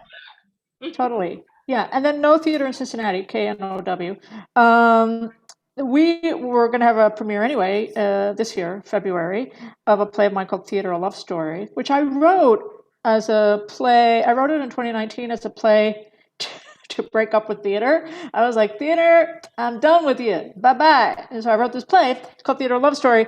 And No was like, we're going to keep doing a season. We're going to figure it out. And it may be a combination of like hybrid, or it may be start digital, some on-site stuff we'll see. And I had conceived of the play as an installation piece. So it was interesting and it has like a collaboration with a dance company on it. So we just started like doing a lot of pre-production on it. And then I got kind of re-inspired, and thankfully, everyone around me has been healthy, so I wasn't dealing with that. And so kind of just hunkered down and been writing like a demon. And then, some of that demon writing has ended up happening, So I wrote a play called The Book of Magdalene, which premiered this year, which I wrote during lockdown. Theater Love Story continued. It also premiered. I had an area premiere of Red Bike. A play of mine that got found by a theater company in Toronto that decided to do, so suddenly like a lot of work was happening. And I've been banging the drum about digital theater since around the early aughts. I've always been kind of a proponent of it, an advocate for it. And a lot of my work is already heavily mediated to some degree. So I suddenly felt like super at home, but also like really energized and stimulated by so many incredible artists exploring and innovating and figuring out new ways of telling story. And, working with technology in different ways. And I collaborated with the great folks at Theater in Quarantine. If you don't know those folks, they are amazing. And I was just like a super fan. I was like watching their YouTube channel and I was like, you guys, I want to make a thing with you because you're blowing my mind, you know? And so that got to happen, you know? And so it's just been like a time of like, I think there was something around wanting to burn it all down that actually was like really helpful. And it just kind of realigned my energies a lot. And I did have, I mean, the one thing I did have that was sort of sustaining me on another side of my writing brain was that I had 2 adaptations of novels that were on commission that I said I was going to write, you know, and that's like a very different side of my brain, but those were projects that I was sort of working on the back burner. So that was kind of keeping me afloat. And I also had a film that was in that got shot during the pandemic and is now in post-production. So that was like super fun, but it's been like a, you know, listen, interpandemic, this is madness, you know, but it's also, I think, a time to figure out what our priorities are, you know what I mean? And what do we really believe in? And I think that there is something around this realm, this particular realm that we're in now, that I think there's something, although it seems incredibly humble and a little bit alienating, I think there's something very powerful about it, because it is about busting down the gates. So that's where I've been at. I love that. Let's bust down the gates. Let's do it. Let's do it. So should I answer? Well, I mean, first of all, I wanted to say a little bit something about the process because, you know, to work virtually to put together shows, 5 shows in 4 days, basically. I mean, last week I didn't know almost any of these people. I had worked with Juan before at when we worked together in the Fornés Festival in 2019. And that was the last time we were really in person in this space. So everybody else I met last week, we had to meet safely outdoors because of the pandemic. So that's something that was part of the experience. But actually, I love it because there's something about, I mean, I don't love the pandemic, but I love that we have a new frame around getting together in person and to prioritize it because on the other hand, I'm not satisfied with virtual theater. I want to do real theater, and what I've been doing during the pandemic, I do a lot of work with Theater for the New City, and they've kept their doors open with their Open Though Shut series. Every week they have performances for the public in their garage. They open the door. And so we've been really creative. It's been smaller works, but making pieces. I'm a full-time professor, so that came with its own craziness because we were suddenly on call around the clock and answering phone calls and emails all day long and into the wee hours. And so that was difficult, but then we would make theater happen in the other spaces. I did a lot more music as well, and a lot of actually punk shows outside because we can be in the parks and people get together and it's very theatrical. So doing that sort of thing. But we did a lot of work, a lot of scene work, a lot of making pieces for Theater for the New City. I did direct a play at Theater for the New City that was done for the Lower East Side Festival of the Arts. And we had to do it suddenly online because we couldn't be in person. So that was my first foray into making theater on Zoom. And it's challenging, but there's something about it, you know, if you can play with the frame, like Caridad was saying, you can find other things that you didn't expect. Like the first scene when we opened with the filmmaker and the professor, and we saw the frame of the Zoom and the professor's spectacles, and that was our kind of, okay, that's like the opening kickoff, you know, kicking the ring lights down the field. Okay. But I'm just so impressed by the cast. It's so challenging work on Zoom, to see people that you're seeing in the profile on the screen, but you don't know what the audience is seeing. So when, for example, one of the profiles came up in the wrong order and the actors had to compensate, I mean, this is the magic of live theater. When we saw Lolita and Soledad working on, I mean, full disclosure, opposite sides of the screen, but it was so beautiful what they did. And working in the moment, because within the last 6 days since they've been working on the scene, they have got the reality ready to go. So. Yes, amazing job, everybody. Actors, does anyone want to jump in with and share a little bit about what you have done over the past few months to sustain your artistic practice?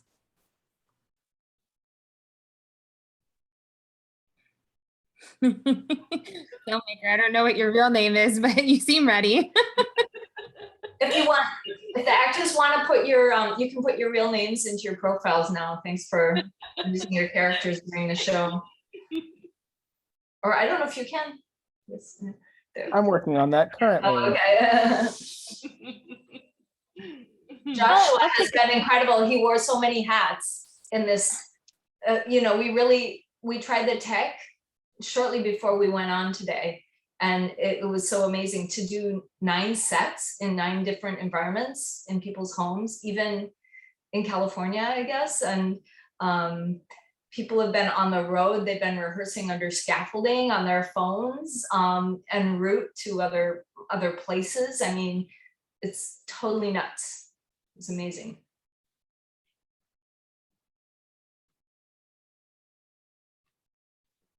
Katya, did I see that you unmuted? There you go. Yeah, I'll answer. Well, as an actor, like just because I was sent home from college during the pandemic, and home for me is in Alaska, and there's not a whole lot of theater there to begin with, like there is in my hometown. But doing theater, you know, it actually connected me with Strasberg, because I could do all these workshops online suddenly from home. So I got introduced to a lot of different techniques and people virtually, which I never would have been able to. So it was cool. It was kind of a blessing, actually, because now I'm here.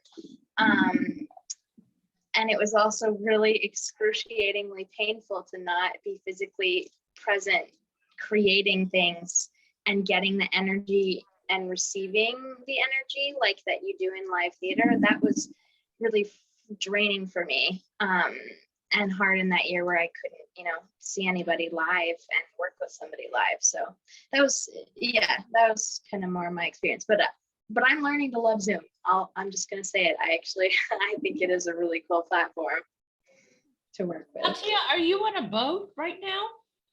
Are you on a boat? Yes. Yeah. I'm in. Awesome. In Sausalito. That's awesome.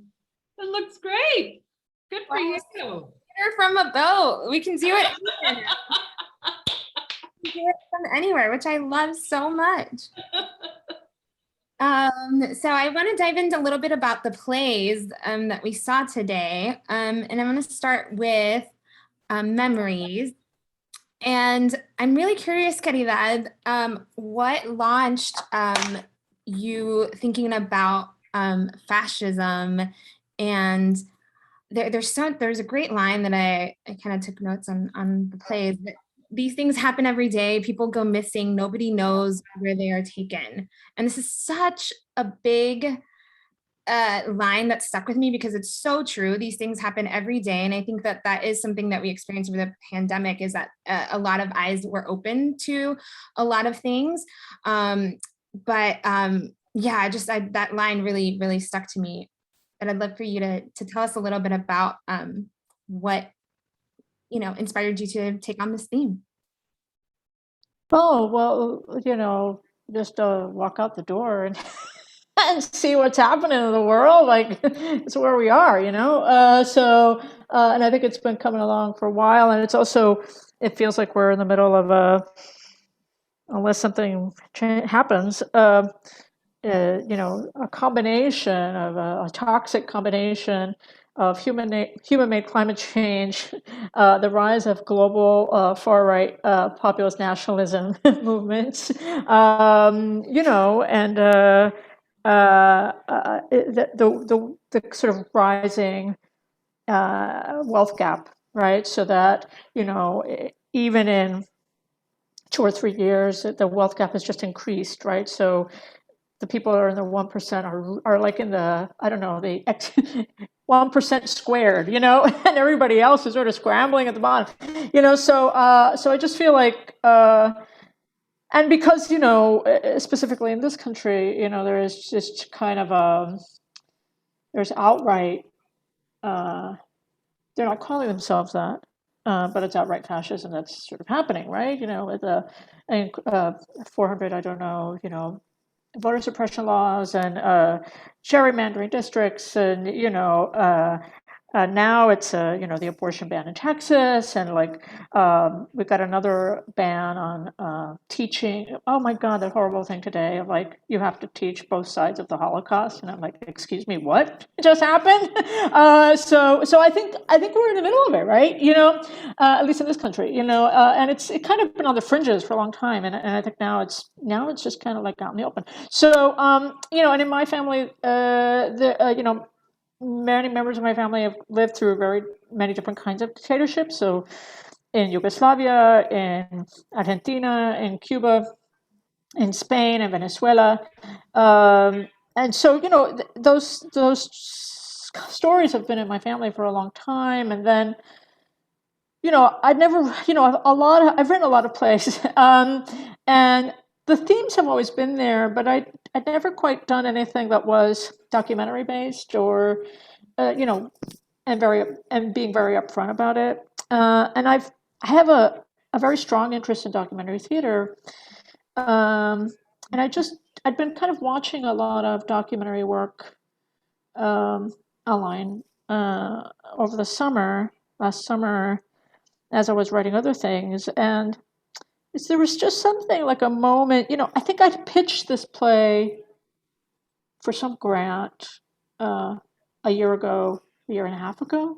Oh my God, time flies. Anyway, so I pitched it, but as an idea, so I hadn't written anything, and I just pitched it, and then I kind of shelved the idea, the grant didn't happen, I shelved the idea, and then it just kind of resurfaced, and I was like, oh my God, I have to write this play, so and I suddenly felt like I was in the right place emotionally to write it, and I also felt technically ready to take it on, and I also could see how it could function. I had a kind of conceptual idea around the piece, and I got really excited about the conceptual idea behind it, and then I just started working on it, and it also felt like I'm writing to the moment. I feel like I'm writing to the moment, but also what's sad is that these moments reoccur in history, and we don't learn anything. So I thought, well, there we are. It's a way of kind of acknowledging the past and also acknowledging the present that we're in, and looking at the idea of struggle and survival and resistance, which are themes that I'm always interested in.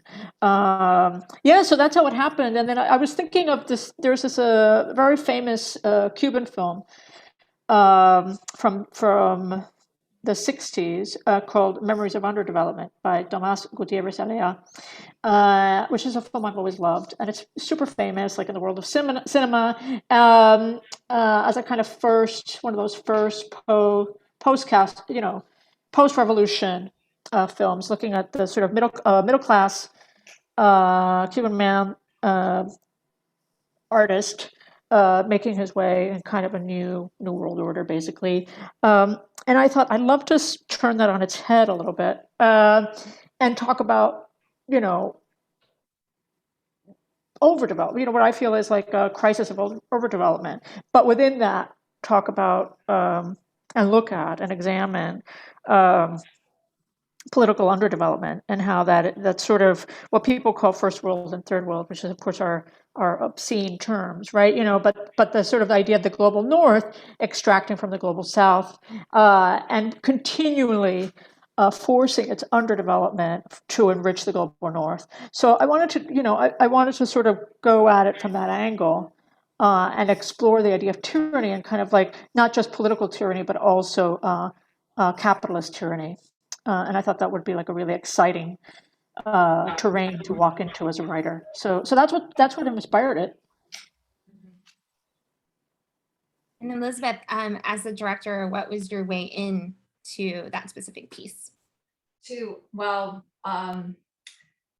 Memories of Underdevelopment is when asked my favorite film, I usually mention that, and it's probably my favorite film on given days. But also, I lived in Cuba for a year and I met Sergio Corriere, and so I'm, and he's completely at the point I met him, he was the head of the Institute in Amistad con los Pueblos of this World Friendship Organization in Cuba, and was not doing art. So, I mean, not directly, but my way into the piece, yeah, I mean, of course, we're living in the United States, and I really feel like it's so, amazingly and puzzlingly easy for Americans to overlook all the things that are happening. I mean, the atrocities at the borders, the US in colonialism, and the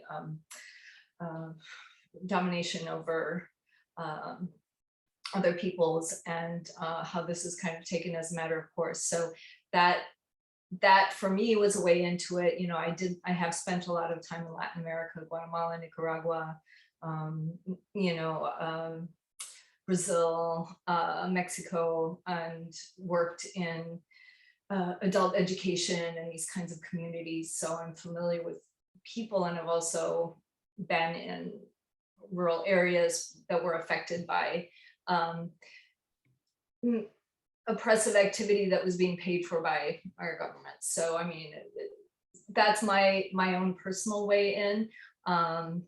I mean, I have other things to say about Desi's piece too, but I can save that for later, because I just found this piece, because it strips away everything. I mean, the script is so specific, but at the same time, so open-ended that you can apply it wherever you are. And look, also my way in was the compassion, the humanity, because I don't think the professor's full of shit, and I don't think that the filmmaker has a revenge thing. Yeah, I mean, I just think that they're getting together, and they that was why I wanted to actually have them kind of playing guitar like old times, because I used to play music with my professors at school, but there wasn't time to do any of that, and you can't do music on Zoom, and it's very delicate, you can't have them just bonding over something like that. So we put the song at the end in the credits, and the duet that was sung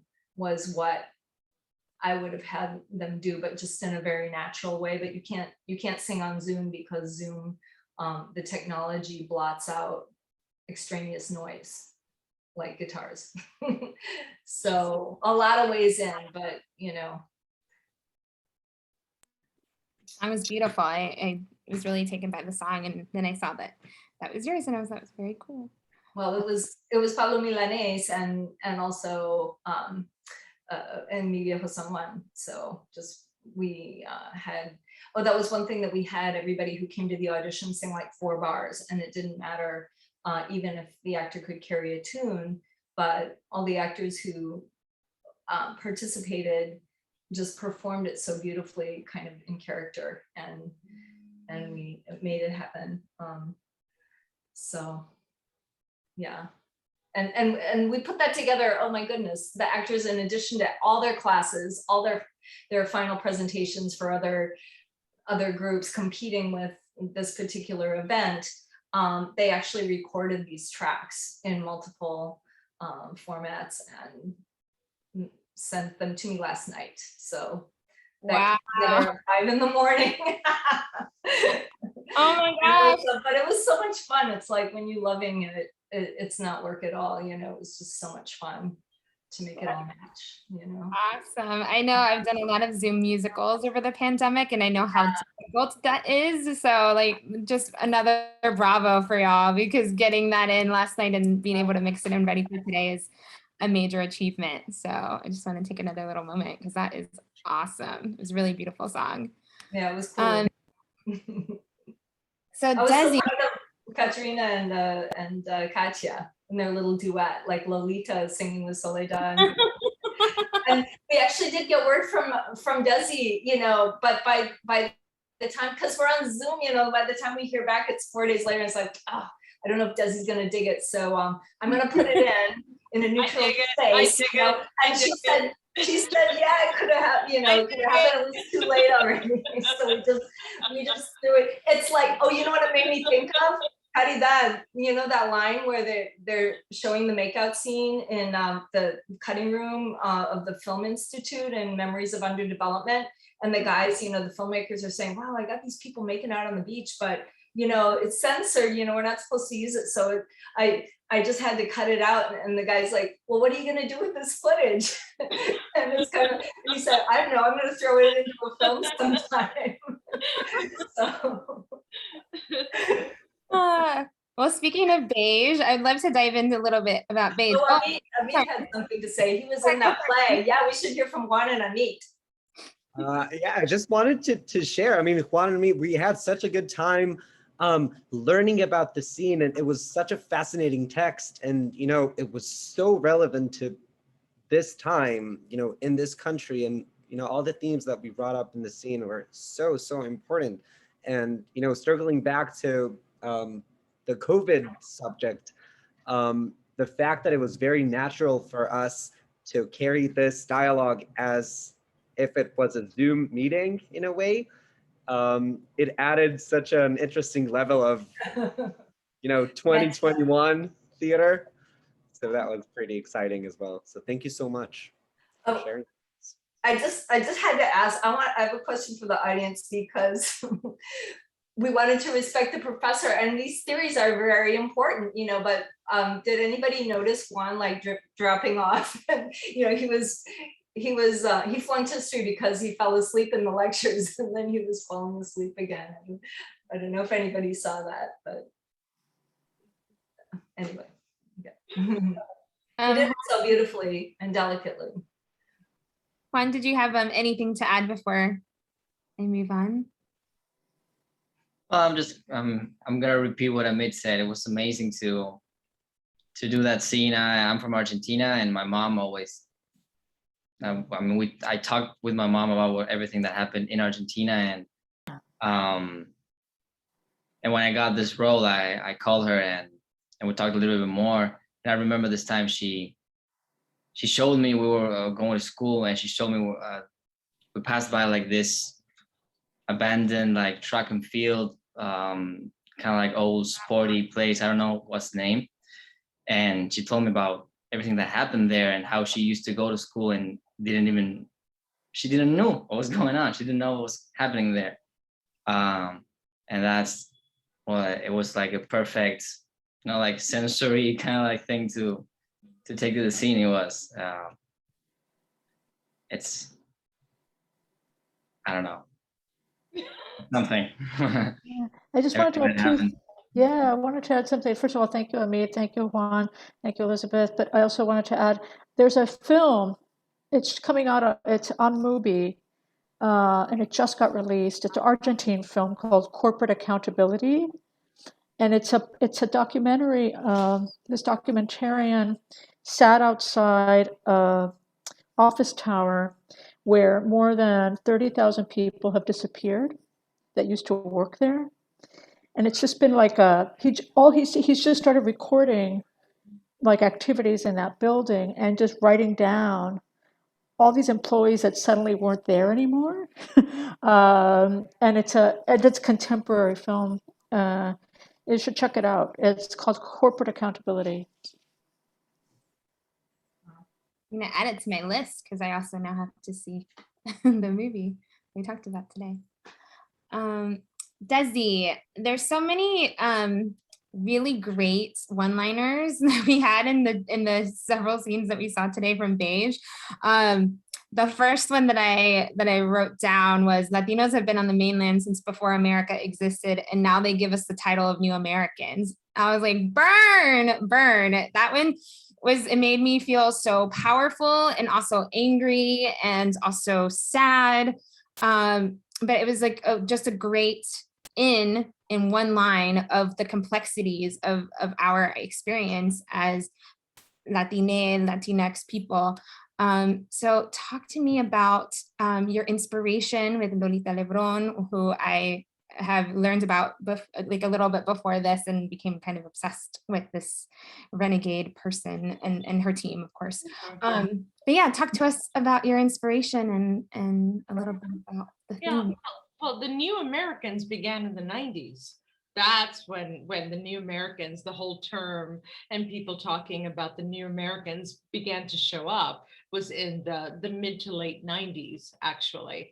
And it when it came up, I immediately like heard it really clearly, and it stayed with me the whole time, especially once the World Trade Center tragedy happened.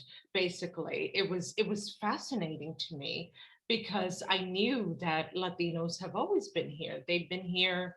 I mean, Mexico controlled most of this country, is certainly California from the early 1800s. And it was just fascinating so much in terms of like the history and what that entailed. But what I really loved more than anything else was having the opportunity to do that kind of research and that kind of research into, it's so funny because Puerto Ricans specifically, and I can speak to that being a New Rican, it's so hilarious to me that when people think of Puerto Ricans, they think of the early 1960s. They think of West Side Story, and that's fine. I have no issues with that whatsoever. But Puerto Ricans have been here since the early 1900s. And the reason being is because when World War I was happening, the Americans needed people, they needed men to be able to be soldiers in World War I. And this was towards the end of the Spanish-American War, with the war between, Cuba, America, Spain, and Puerto Rico and Guatemala was the territories that was taken over. And one of the main reasons why these territories were taken by the United States was because it was necessary to have soldiers for World War I. And it's really important to look at something like that. I think it's very important to see that and see that for what it was. And I love the fact that people are like, oh, the Puerto Ricans were only here from around the 50s and the 60s, and West Side Story and do and Jerome Robbins and all of that. But no, it was much earlier than this. And I'm right now writing a play about something that the society as a whole doesn't even realize, which is that there was, in the early 1900s, there was such a thing as a Puerto Rican Ziegfeld Follies girl in the early 1900s. And her father was for instance, was a German who was fighting as a soldier stationed in Puerto Rico, during the Spanish-American War. And while he was there, he met and fell in love with a Puerto Rican woman and ended up having a young daughter. And this young girl ended up becoming a dancer and ended up becoming a Ziegfeld Follies girl. That is fascinating to me, because this is not something that we are hearing about. This is not something that is part of our dominant history and our dominant popular culture in any way. So we've been here for a very long time. And what I love so much is about being able to bring this forth, having the opportunity to bring that forth. I'm a dramaturg by nature. I have an MFA from Brooklyn College in dramaturgy. So I really enjoy being able to do research research is a very big thing for me. So I'm cool with like spending hours in a dusty library or research place, like looking up all of this stuff that people don't necessarily know about, but they should know about. And I'm excited about the idea of exploring narratives for all of us as Latinx, because we need that. We need these narratives as Americans in this country. We need these stories being able to come forth as American citizens. So yeah, I hope that helped to answer your question. Yes, of course it did. Can you tell us a little bit about Lolita Lebron specifically? Because I know that just to add a little more context for what we saw tonight, folks should Google if you don't know. Yeah. So Lolita Lebron was, I mean, she was very much she started, did you know that she was a beauty contest pageant winner in Puerto Rico? She was a beautiful girl. She was someone who was extremely charismatic, and everyone loved her and everyone loved being around her. And she was someone who she had a way about her being able to walk into a room and being able to like get that kind of wonderful, exciting sort of attention for herself. Because she was so charismatic and so lovely. I had the opportunity to meet her granddaughter. Her granddaughter, what really excited me about writing this play was when I met her granddaughter, and she had written a play called The Ladies Gallery. And it was actually about Lolita Lebron walking into the House of Representatives because she went through the Ladies Gallery. I am not familiar with DC and places in DC, but there is an area in the House of Representatives known as the Ladies Gallery. And it was through there that Lolita Lebron walked through and, raised her gun and said, I did not come here to die. I mean, I did not come here to die. Well, no, I came here. Well, I don't know what the line is. I'm not going to go even there. I'm not going to go there right now. I don't know. I don't remember what the line is, but I didn't come here to live. I came here to die, or something like that. Something like that. But well, tell me, what was it? I love you, Katarina. Tell me. I didn't come here to kill. I came here to die. Thank you. I didn't come here to kill. I came here to die. Thank you, Katarina. So that was it. And she really did say this. She really did say that. And she said it in Spanish.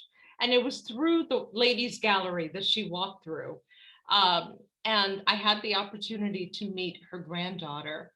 And she spoke with me about what it was like being Lolita Lebron's granddaughter. And Lolita Lebron cared very much about family, but she cared more about the idealism of being free. And she cared very much about the whole idea of living towards a concept of not being impacted by any level of imperialism whatsoever, and not being impacted by the dominant culture's idea of who she should be, what she should be. And that was very powerful for me. And that's one of the reasons why I started writing about that. And it was funny because I met her granddaughter with Junot Diaz. And it was like, we were all out together one night, and Junot Diaz was like, oh, have you met Lolita Lebron's granddaughter? And I was like, no, I've always wanted to meet this woman. And she was like, great to meet you. And we all went out for drinks afterwards and just talked about the whole idea of that, being a freedom fighter, being an activist, being a protester is all the same thing. And it's it's a beautiful thing. It's like we get one life here and we have the responsibility to be true to ourselves. And that was one of the main reasons why it was necessary for me to write this play. And yeah, that was it. Thank you, Catalina. And you were wonderful, by the way. Yeah. Wonderful. So wonderful. So, I'd like to say something too about ways into this show, because I actually we worked with Lolita Lebron. Yes. 97, so shortly before the time period we worked with her, because we organized a hemispheric wide. Elizabeth, I saw all those pictures. Oh, yeah. And I love them. Thank you so much for sharing that with the other actors. It was beautiful. I think and that you look really so beautiful. Thank you. Thank you for that. She's definitely a looker, you know, and she puts her body in the right place. But she marched in a march on the UN. So the UN, that was a UN tie-in as well, and it was a march for immigrants and poor, but with the whole hemisphere. And we did it every year on right around this time on what we called then Dia de la Raza, but is now Indigenous Peoples Day. And so she marched on that, but you know, we were also you know, we went to Vieques with 100 people from my neighborhood. So right in 2000, so a year before. So by the time Soledad is getting involved, it's coming to the culmination, because protesters have been going there en masse to Vieques. And then I don't know, like I'm an immigrant. I call myself an immigrant because I do feel kind of like New York is my home. I never want to live anywhere else, but I'm from rural Wisconsin. So I came here when I was coming of age. You know, I've lived here most of my life. So I moved into the Lower East Side, where it's a Puerto Rican community, and working with activists in that community that you know, so immersed in the culture and what they call in Cuba, I guess, transculturation. You know, it kind of got under my skin, and I ended up, you know, now in my 16th year teaching at Boricua College. So, and Desi is familiar with that gig as well. So we have a lot of points in common. But yeah, to have met a lot of those, you know, through work in adult education, we met Rafael Cancel Miranda, who was he came as a speaker. And then Oscar Lopez, who was another person who was freed, a political prisoner, and we marched with him. When he was supposed to be the Grand Marshal of the Puerto Rican Day Parade, and then I won't say the names of the company because any publicity is good publicity, but threatened to remove their sponsorship of the parade. And so they took him out as Grand Marshal, but we got 100 women and more to be 100 women for Oscar. So we marched with him anyway, on our own float. So a lot of Awesome. Thank you. Thank you for sharing that.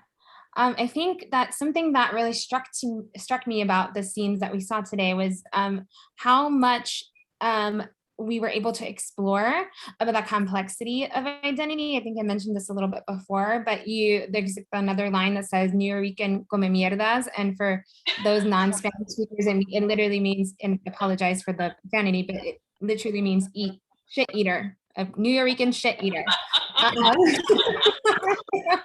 And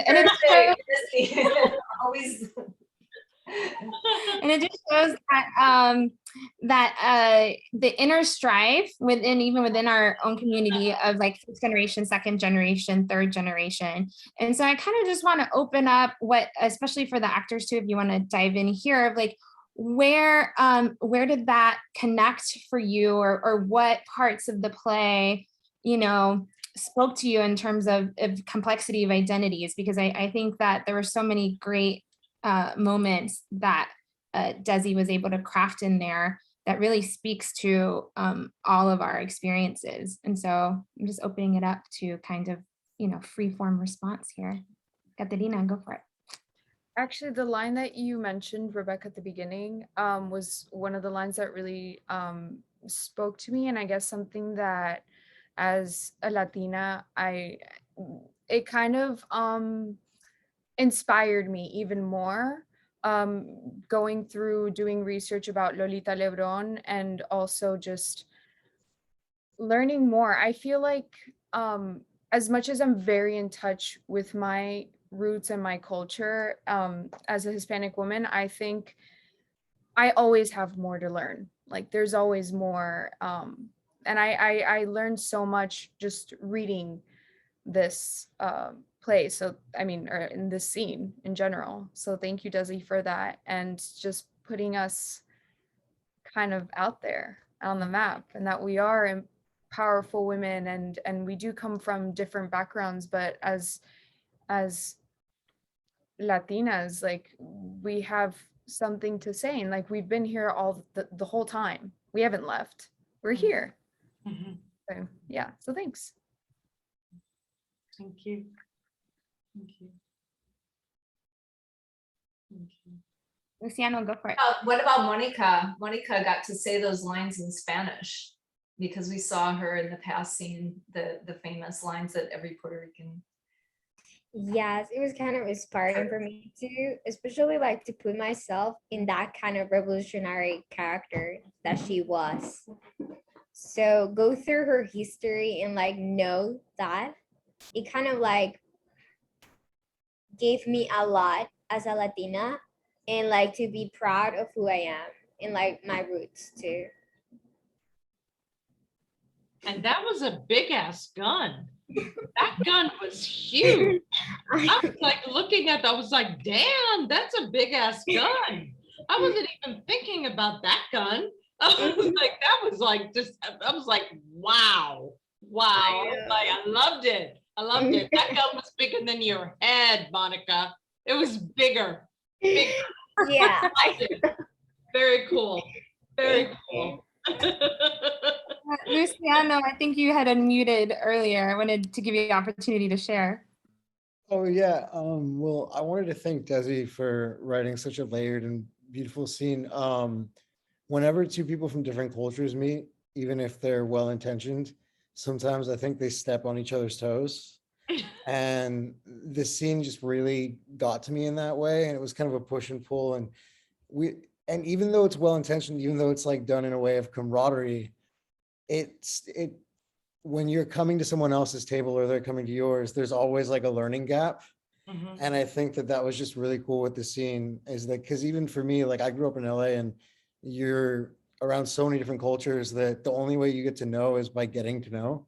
And I think that scene really was really cool for me, because I've had instances like that where you say something wrong, or you mean something and you say something else. And it was just really real and really cool. So thank you. Yeah. I've lived in LA too, so I understand what you're saying. I do. Anyone else from Beige have anything to add? Go for it, Elizabeth. Oh yeah, I mean, I wanted to ask Katya and Jonelle also to share a little more about their experiences, working with the language, because Desi's ear is just so amazing, and you both have these lines that you're just like, oh no, no, they didn't. Jonelle, I see you're unmuted. Sorry. Hey Desi, it was really great to read your play. I resonated a lot with trying to balance as a Hispanic American, as a second generation immigrant. There's a lot that I resonated with that, and it's a kind of work that's really unique and you don't really see a lot these days. And having the opportunity to play a character that's literally the complete opposite of who I am, completely. It was very interesting to kind of tackle something like that. And I think at the end of the day, it made me a better actor, I think. So really, thank you. You guys were making me laugh like you would not believe. I was laughing my ass off.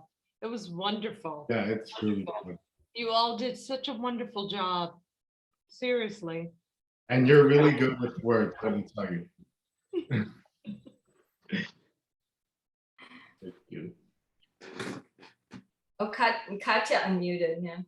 Yeah, well, I just wanted to say, yeah, Desi, I think the way, like with the language, and especially, regarding the visions and the mental illness, I think we only, I read the whole play and more came after the couple scenes that we were in, but like the whole, otherworldliness of the like multi-generational conversations she's having, I think is so interesting, and I hadn't seen that before. And to portray a woman like Lolita Lebron, like, I'd never heard of her before approaching this play. And, I'd done a lot of research more on the Cuban Revolution and the 26th of July movement. Yeah, but I had never done, any research on Puerto Rican nationalism. So it really expanded my breadth, and pinpointing the research through one particular woman was so powerful. So yeah, I just want to say thank you for that. Of course. Yeah. Thank you. Thank you. Thank you, Katya. Awesome.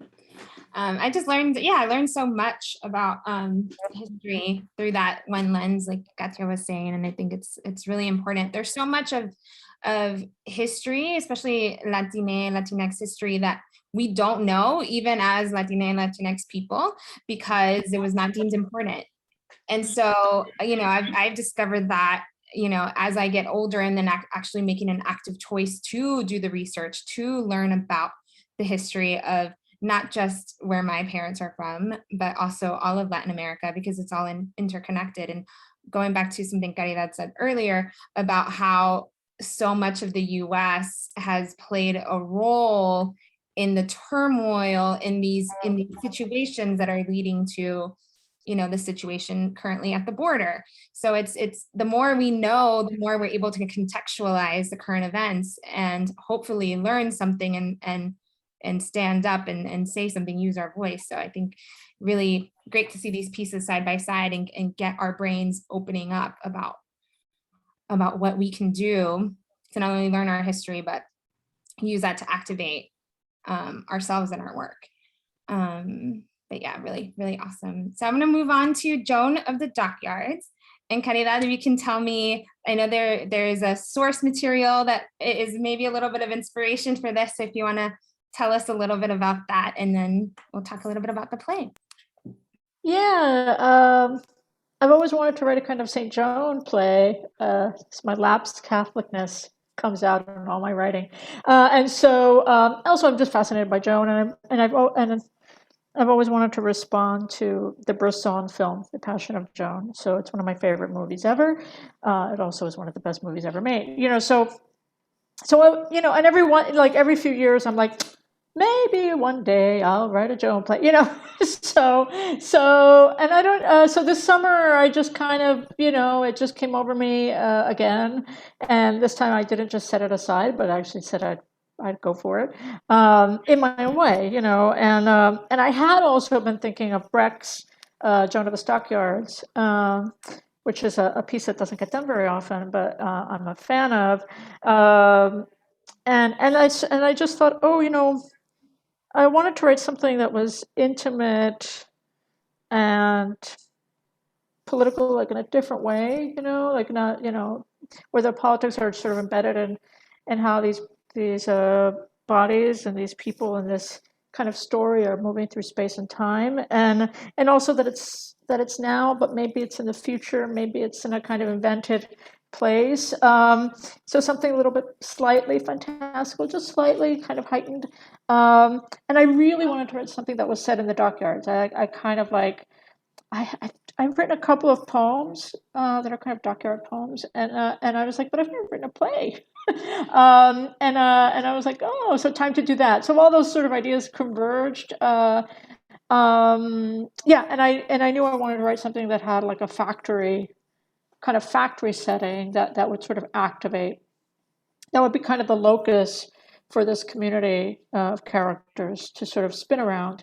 And also a crossroads play. It's about people at a moment of their lives where things are going to change. Which a lot of dramas are. So I really wanted to play with that and do some things with language that I'd been exploring in another play of mine called The Book of Magdalene that premiered this year. And so I was like, oh, this feels like a cousin to that play, weirdly. So it's almost like it's set in the next town. The next town, there's Joan of the Dockyards, and the other town is the Book of Magdalene. So yeah, so that's where it came from. These characters kind of took over my life for a little while. Yeah. One of the lines that stuck out to me was that they don't make a pill for grief. I think that, oh gosh, we don't have meds for grief is the actual line. And that one really struck to me because anyone that has, all of us have experienced grief in some way, shape or another. And especially over the last year and a half, we've definitely experienced the grief of loss of normalcy, of loss of normal times. Even that in of itself is a grief that we've had to contend with. And naming it in that specific way was so powerful. So I just kind of want to open up the conversation here to the actors that were in this piece and how your way into the play and how did different themes that were explored resonate with you?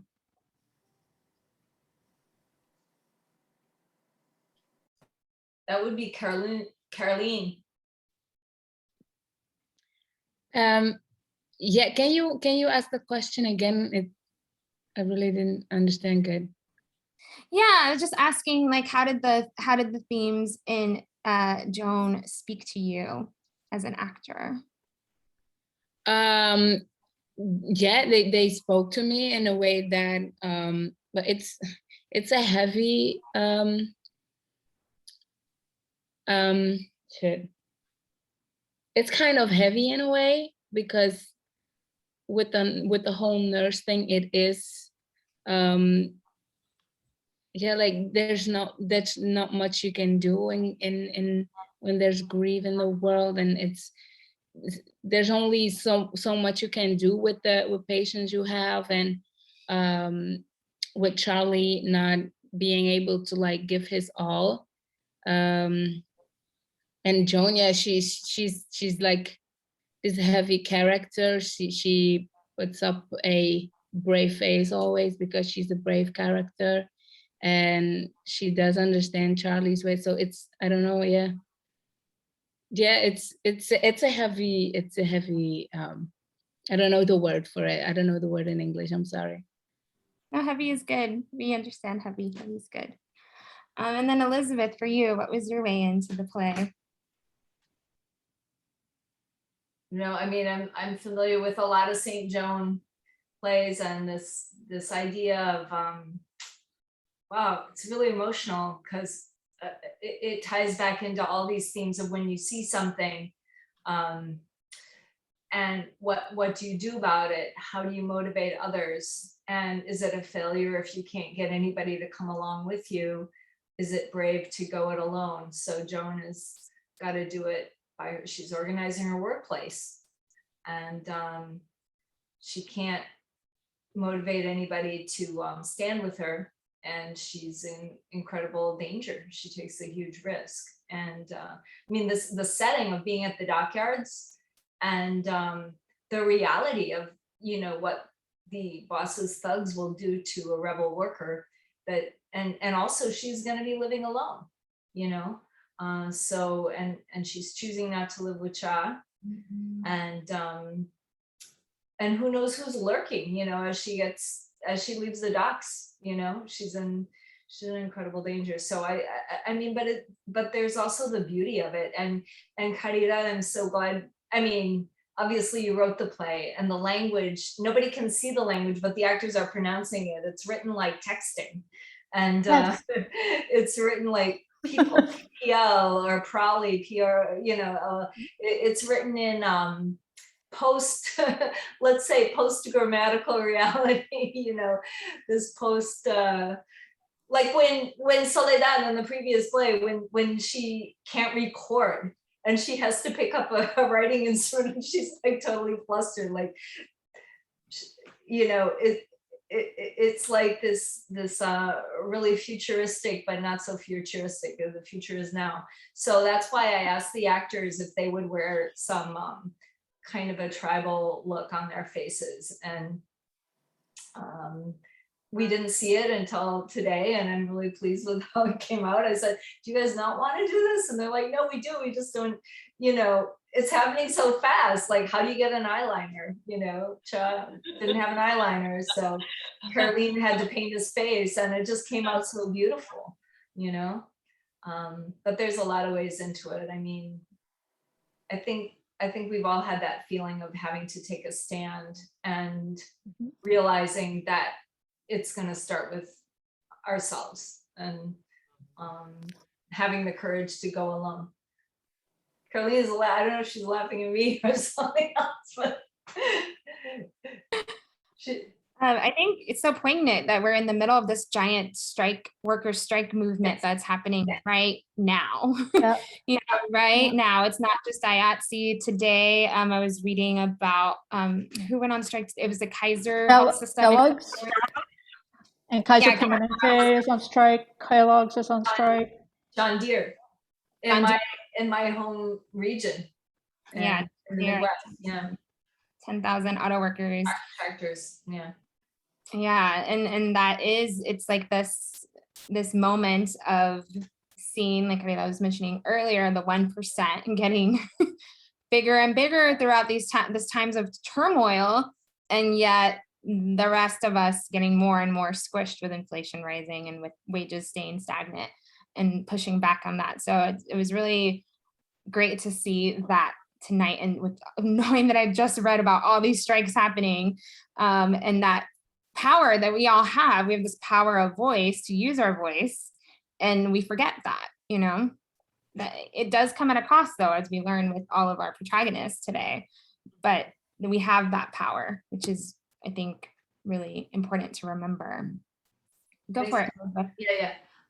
I wanted to say something else about something that you can't see, but we tried to cast that way. I mean, clearly Caroline's calling Daniel he, but he is an actor, but the characters, except for Joan in the play, are all non-binary. So they're all, the entire play is written with using the pronoun they, or speaking around pronouns, and I just felt like the cast really pulled it off. We felt like we're beyond these gender strictures, and it's two young people who are really trying to be themselves and figure out what that is and find their connection.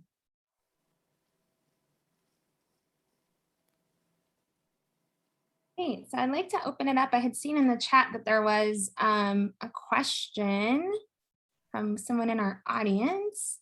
And anyone else in the audience, if you have any questions for our panel, that would be a great time. You can drop them into the Q&A chat box, or you can drop them into the regular chat box. We'll give folks a second.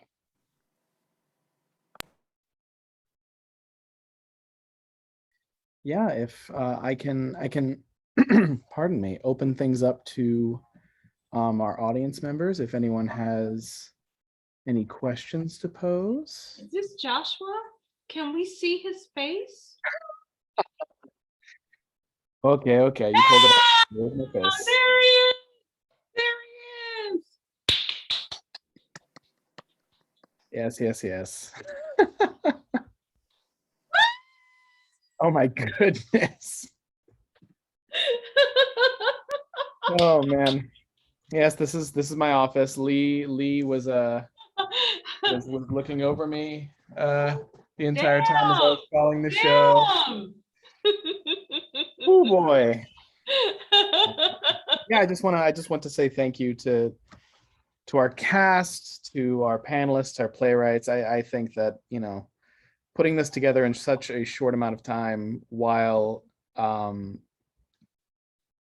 incredibly, what's the word I want to use?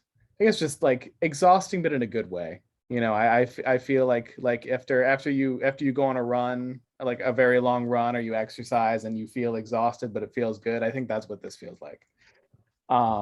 So Juan, Amit, Katerina, Katia, Monica, Luciano, Jonelle, Caroline, Daniel, who is not here. You know, all of you did such a great job under immense pressure, struggling with your class schedules and having to be in so many different locations, and last minute changes like, oh, we can't have rehearsal here, we have to move here, it has to be outside, no, we can't do that, so Zoom theater is incredibly chaotic, but it's rewarding at the end. So yes.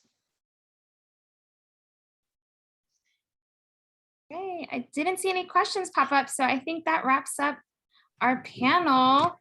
Thanks to all the amazing writers, director. Oh, Katya, do you have a question? No, I don't have a question. I just wanted to say, I just wanted to really thank Elizabeth and Joshua, but Elizabeth, you really made me fall in love with Soledad's character. Like, I had a hard time at first when she was, oh, Spanglish, like doesn't speak Spanglish, and you really helped me figure out where she was coming from with that, and so that was really fun, and your directions were very poignant and helped a lot, so in such a short time. And yeah, I just wanted to thank all the cast and you guys. It was an honor. Can I just add one thing?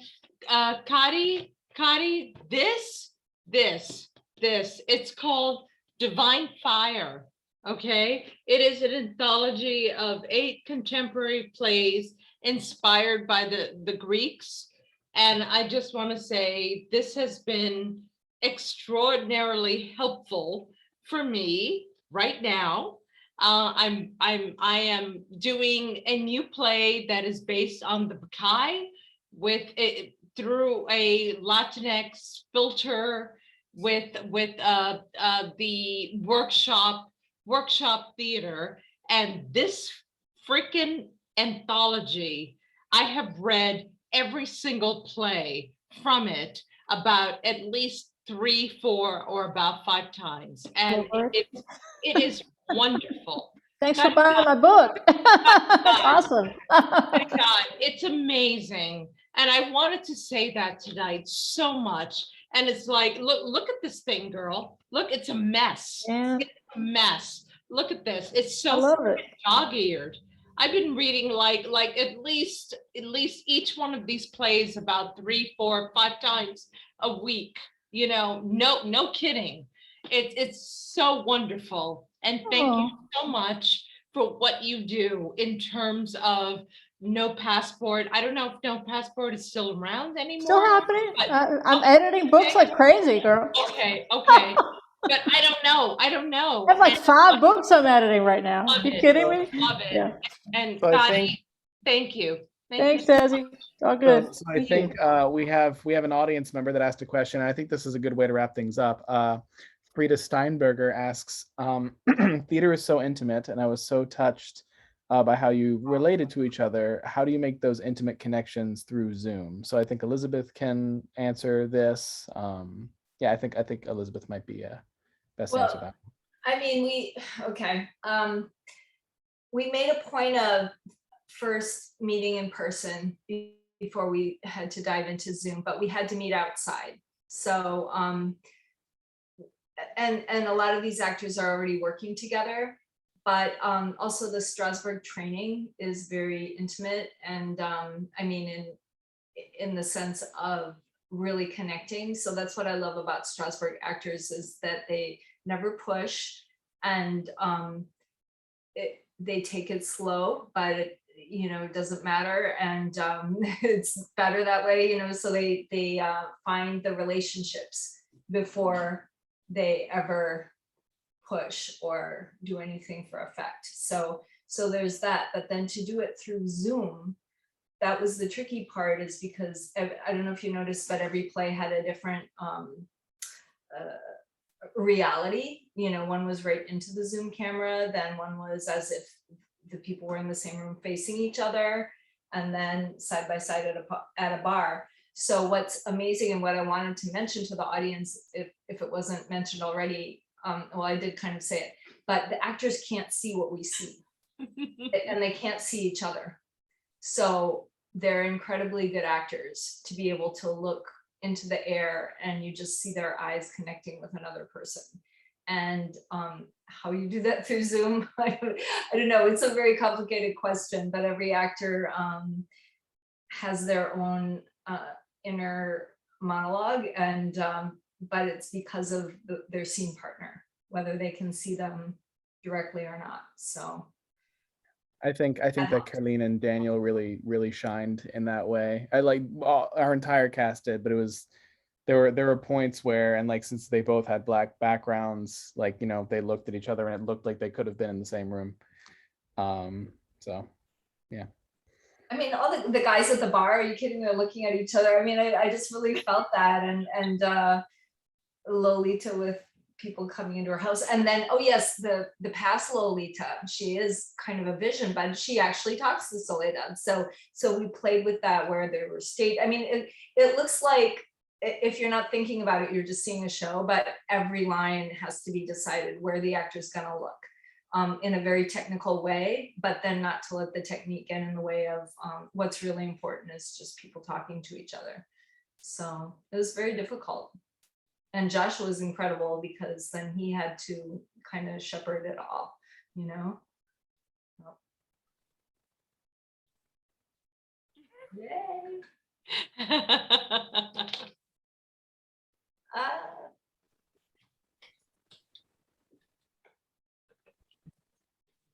Yeah, I think that's a good place to wrap things up. So just thank you. I don't know. Whenever there's a silence, I count to 3 and I'm like, okay, I think that's a wonderful place. So thank you to Desi Moreno Penson, Caridad Svich for your lovely words. Thank you so much to Rebecca Aparicio for leading our conversation. Thank you to Elizabeth Ruf Maldonado for doing everything that I didn't do. All the things that I did do, Elizabeth did all of the rest. You know, directing, arranging the music, helping me find times and spaces for all of our actors, just spending so many hours on this project in such a short amount of time. All of our cast, you know, everyone did such an amazing job. Yes. So good night, everyone. Thank you so much. And get out there and make more art. Thank you so much. Yes. Ciao. Thank you. Bye-bye.